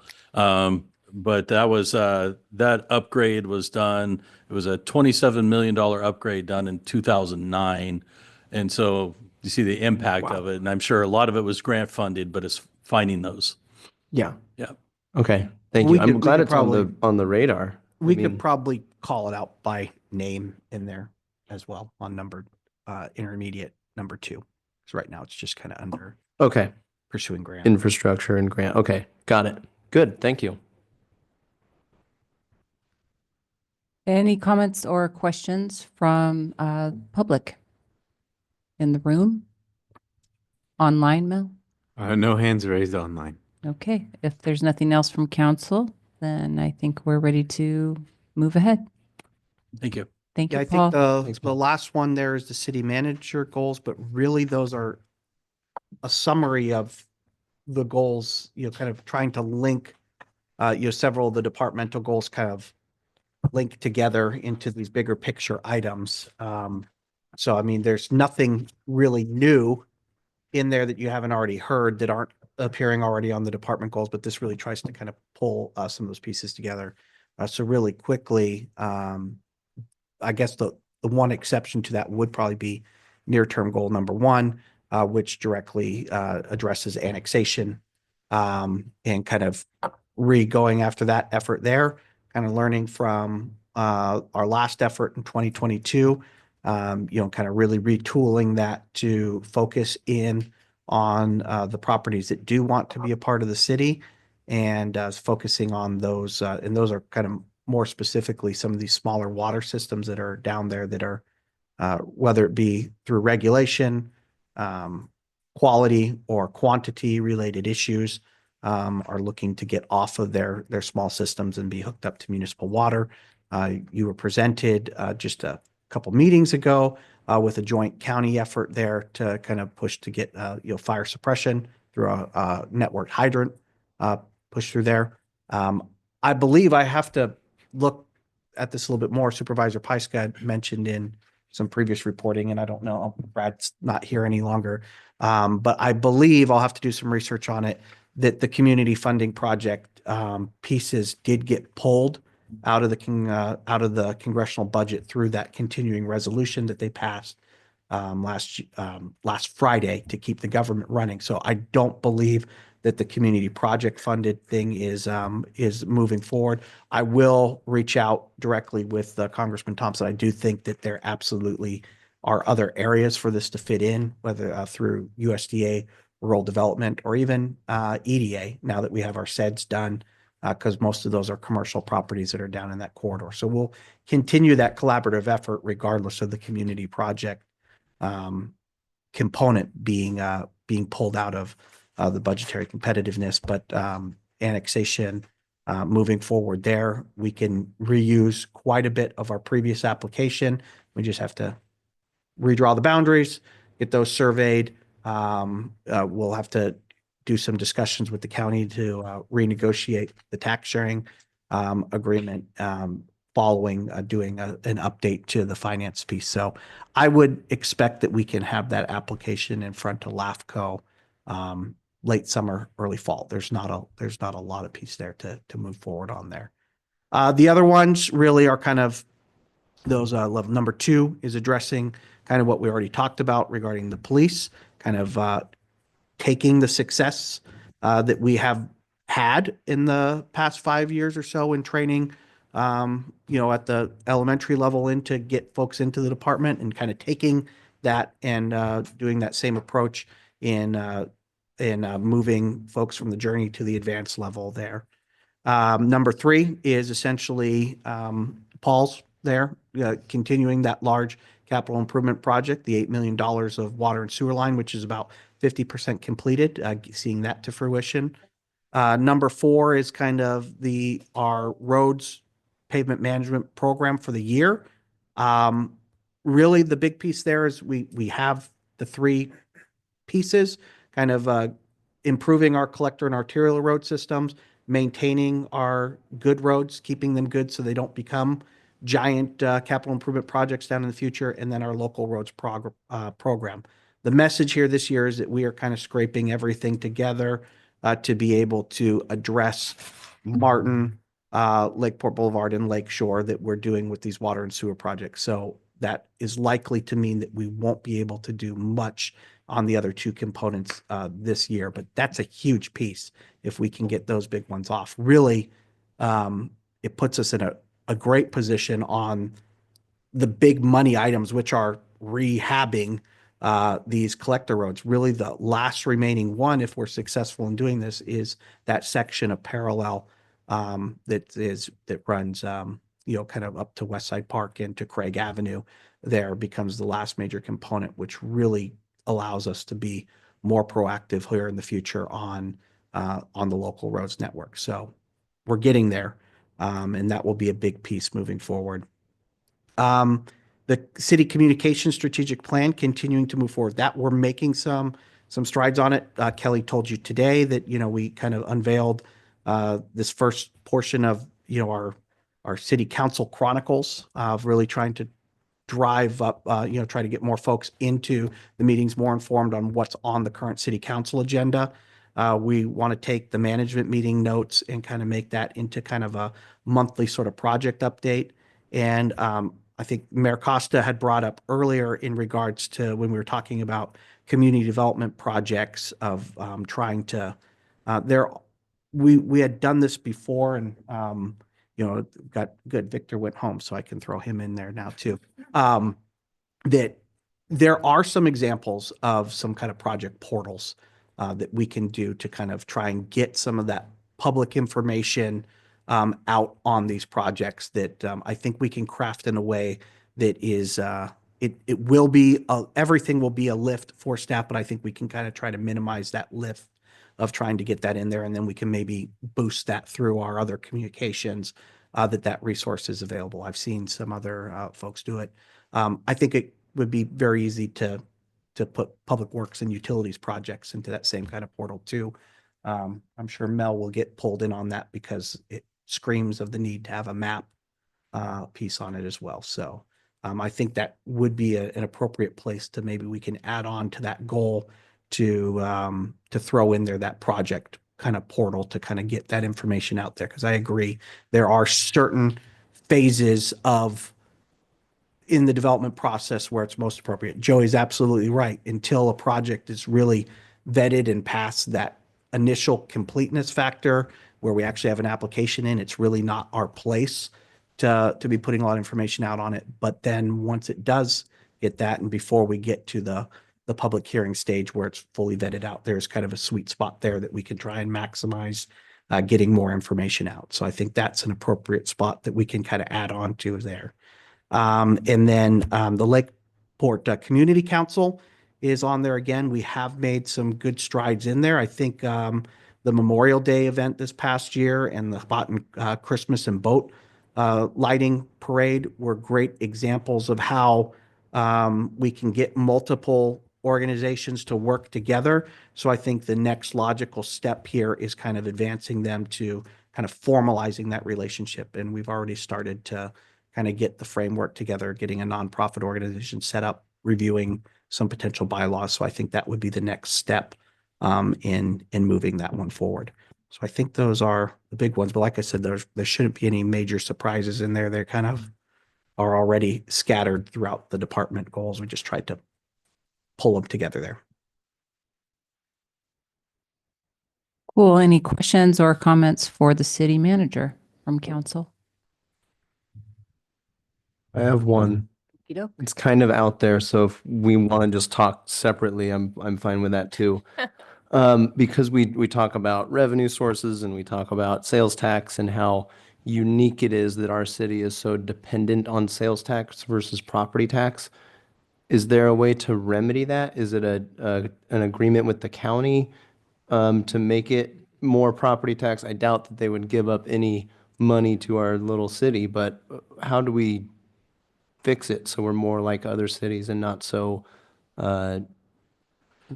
dependent on sales tax? It's twofold. One is that the percentage, just the general percentage we receive is a little reduced, but really it comes down to the fact that Lake County in general, the property values just aren't that high. So I mean, a lot of it is a function of that.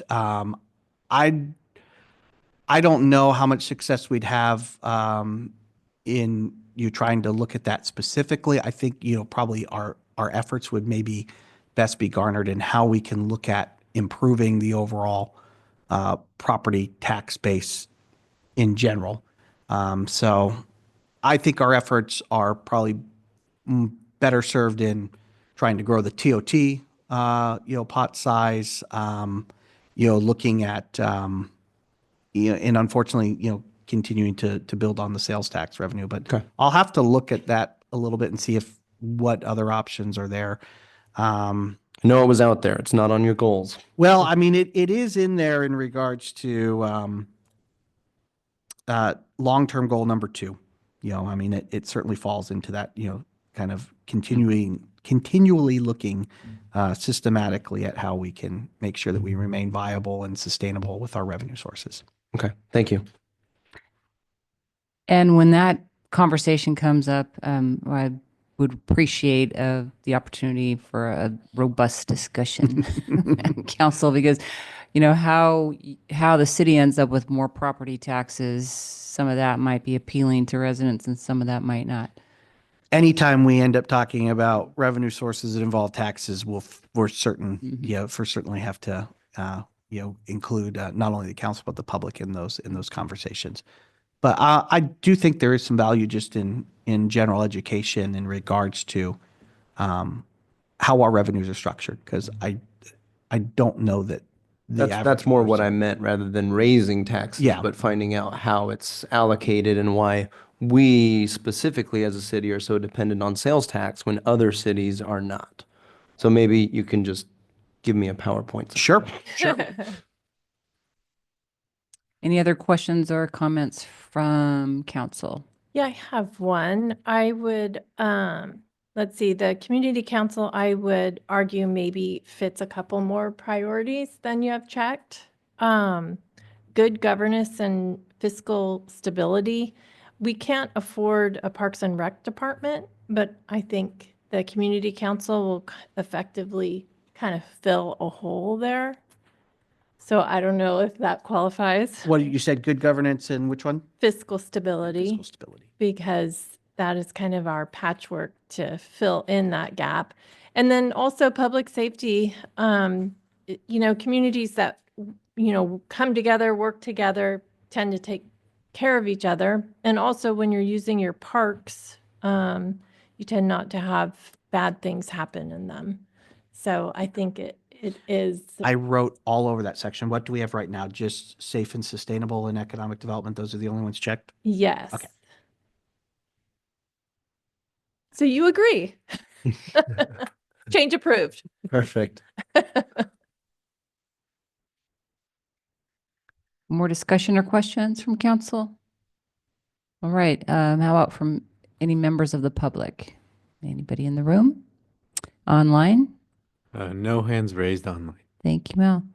Well, I guess that wraps up unless you had more. Nope, I will give out the stickers, for folks to go around and help with the prioritization stuff. But, we can I can do that and give that to folks after we've As we finished exit. and adjourned. Okay. I have some additional comments. Just on the overall. Why you didn't say you did, and then you said you did.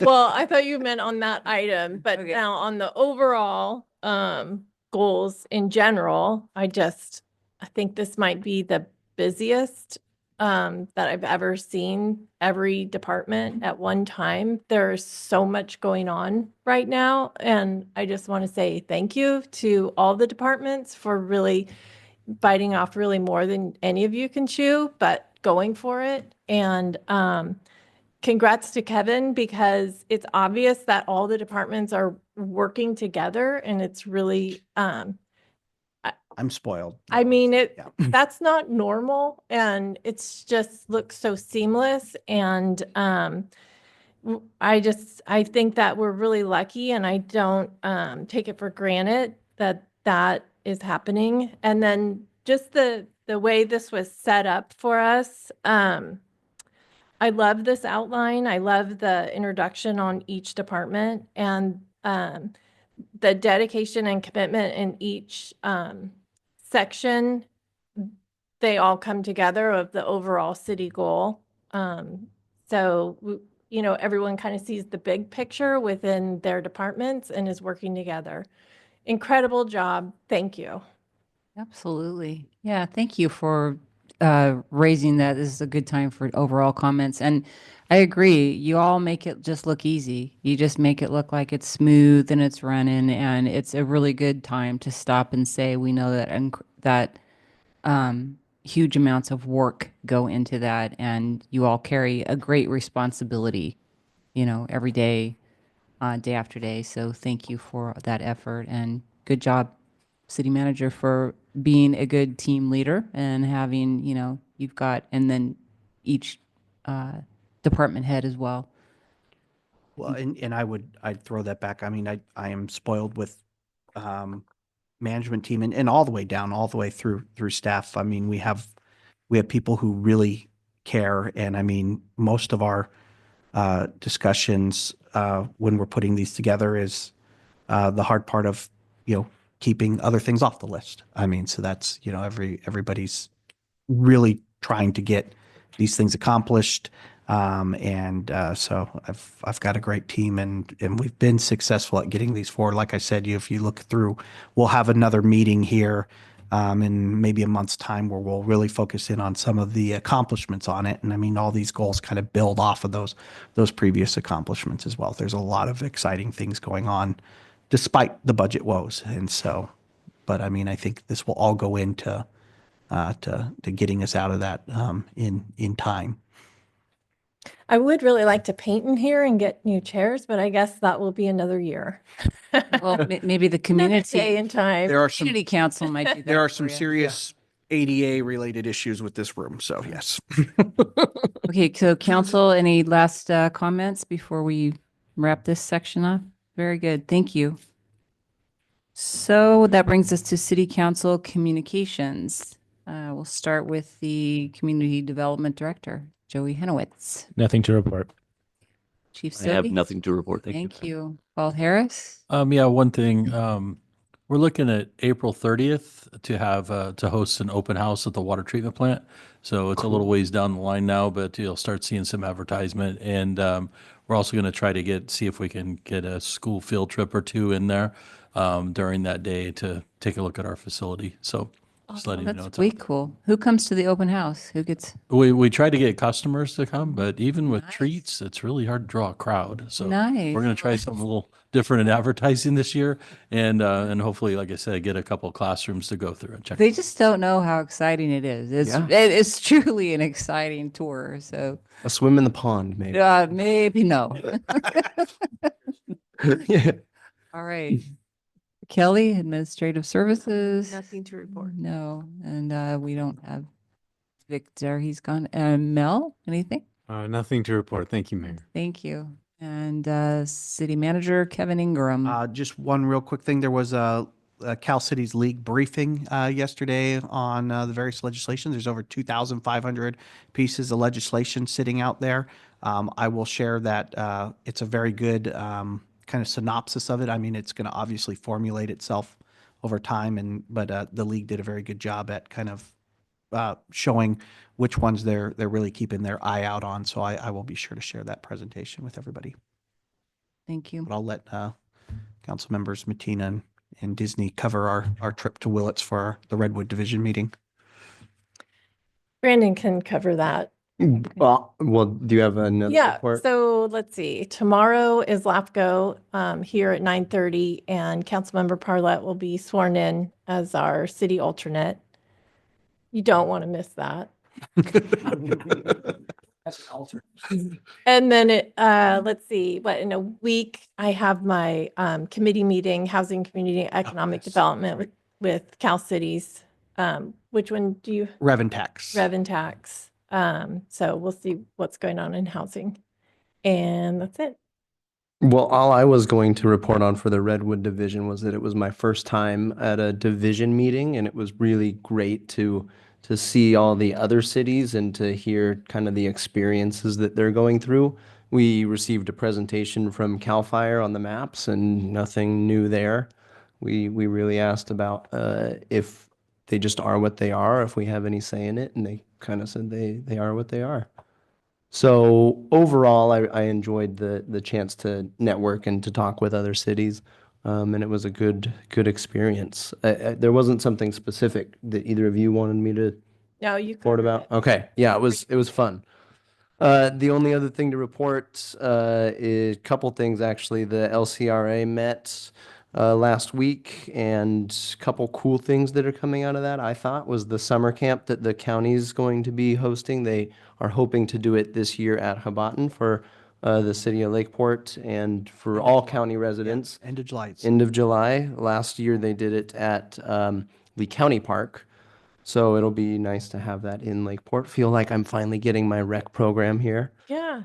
And then I'm working with the Clear Lake High School Environmental Impact Club to do a spring cleaning of Lakeport. And we're working on some dates with them, and we'll put it out to the general public to come and participate. But sometime in the near future, we'll do a spring cleaning. Super cool. Yeah. Thank you. And that's it. Councilmember Parlet? Nothing to report. Okay. I Check think, with Mackenzie too. oh, Mackenzie, thank you. You're way up there. Hello. Do you have anything to report? I have nothing to report. Okay, thank you. I think my report would be that I joined the meeting of the Rotary Club, Lakeport Rotary Club. They happened to have a presenter from the Polyclass Foundation. They have an interest at this time in the problem of human trafficking and raising awareness to that. And there was a presentation that dealt with the level of the problem in our area and what the Polyclass Foundation in particular does. 80% of the people who contact them are the folks are missing, the youth are missing because they're runaways. So that really intersects with the commercial sexual exploitation issue. And so I'm going to have the opportunity to work a little bit with Mark Lipson with the Rotary Club to help look at some funding opportunities, not funding from the city of Lakeport, but just some funding that I'm aware of from my other my day job, and to help point them in some directions and talk with them a little bit about places they can go for education and information. So that was, they were very interested in raising money and providing training and really expanding awareness on that. So I appreciated being able to be there. And I think that's it. So meeting adjourned, and now we get our stickers. Yes. Yep. All right. Thank you. Highest bidder, I'll give you Christina's. No. Oh, good.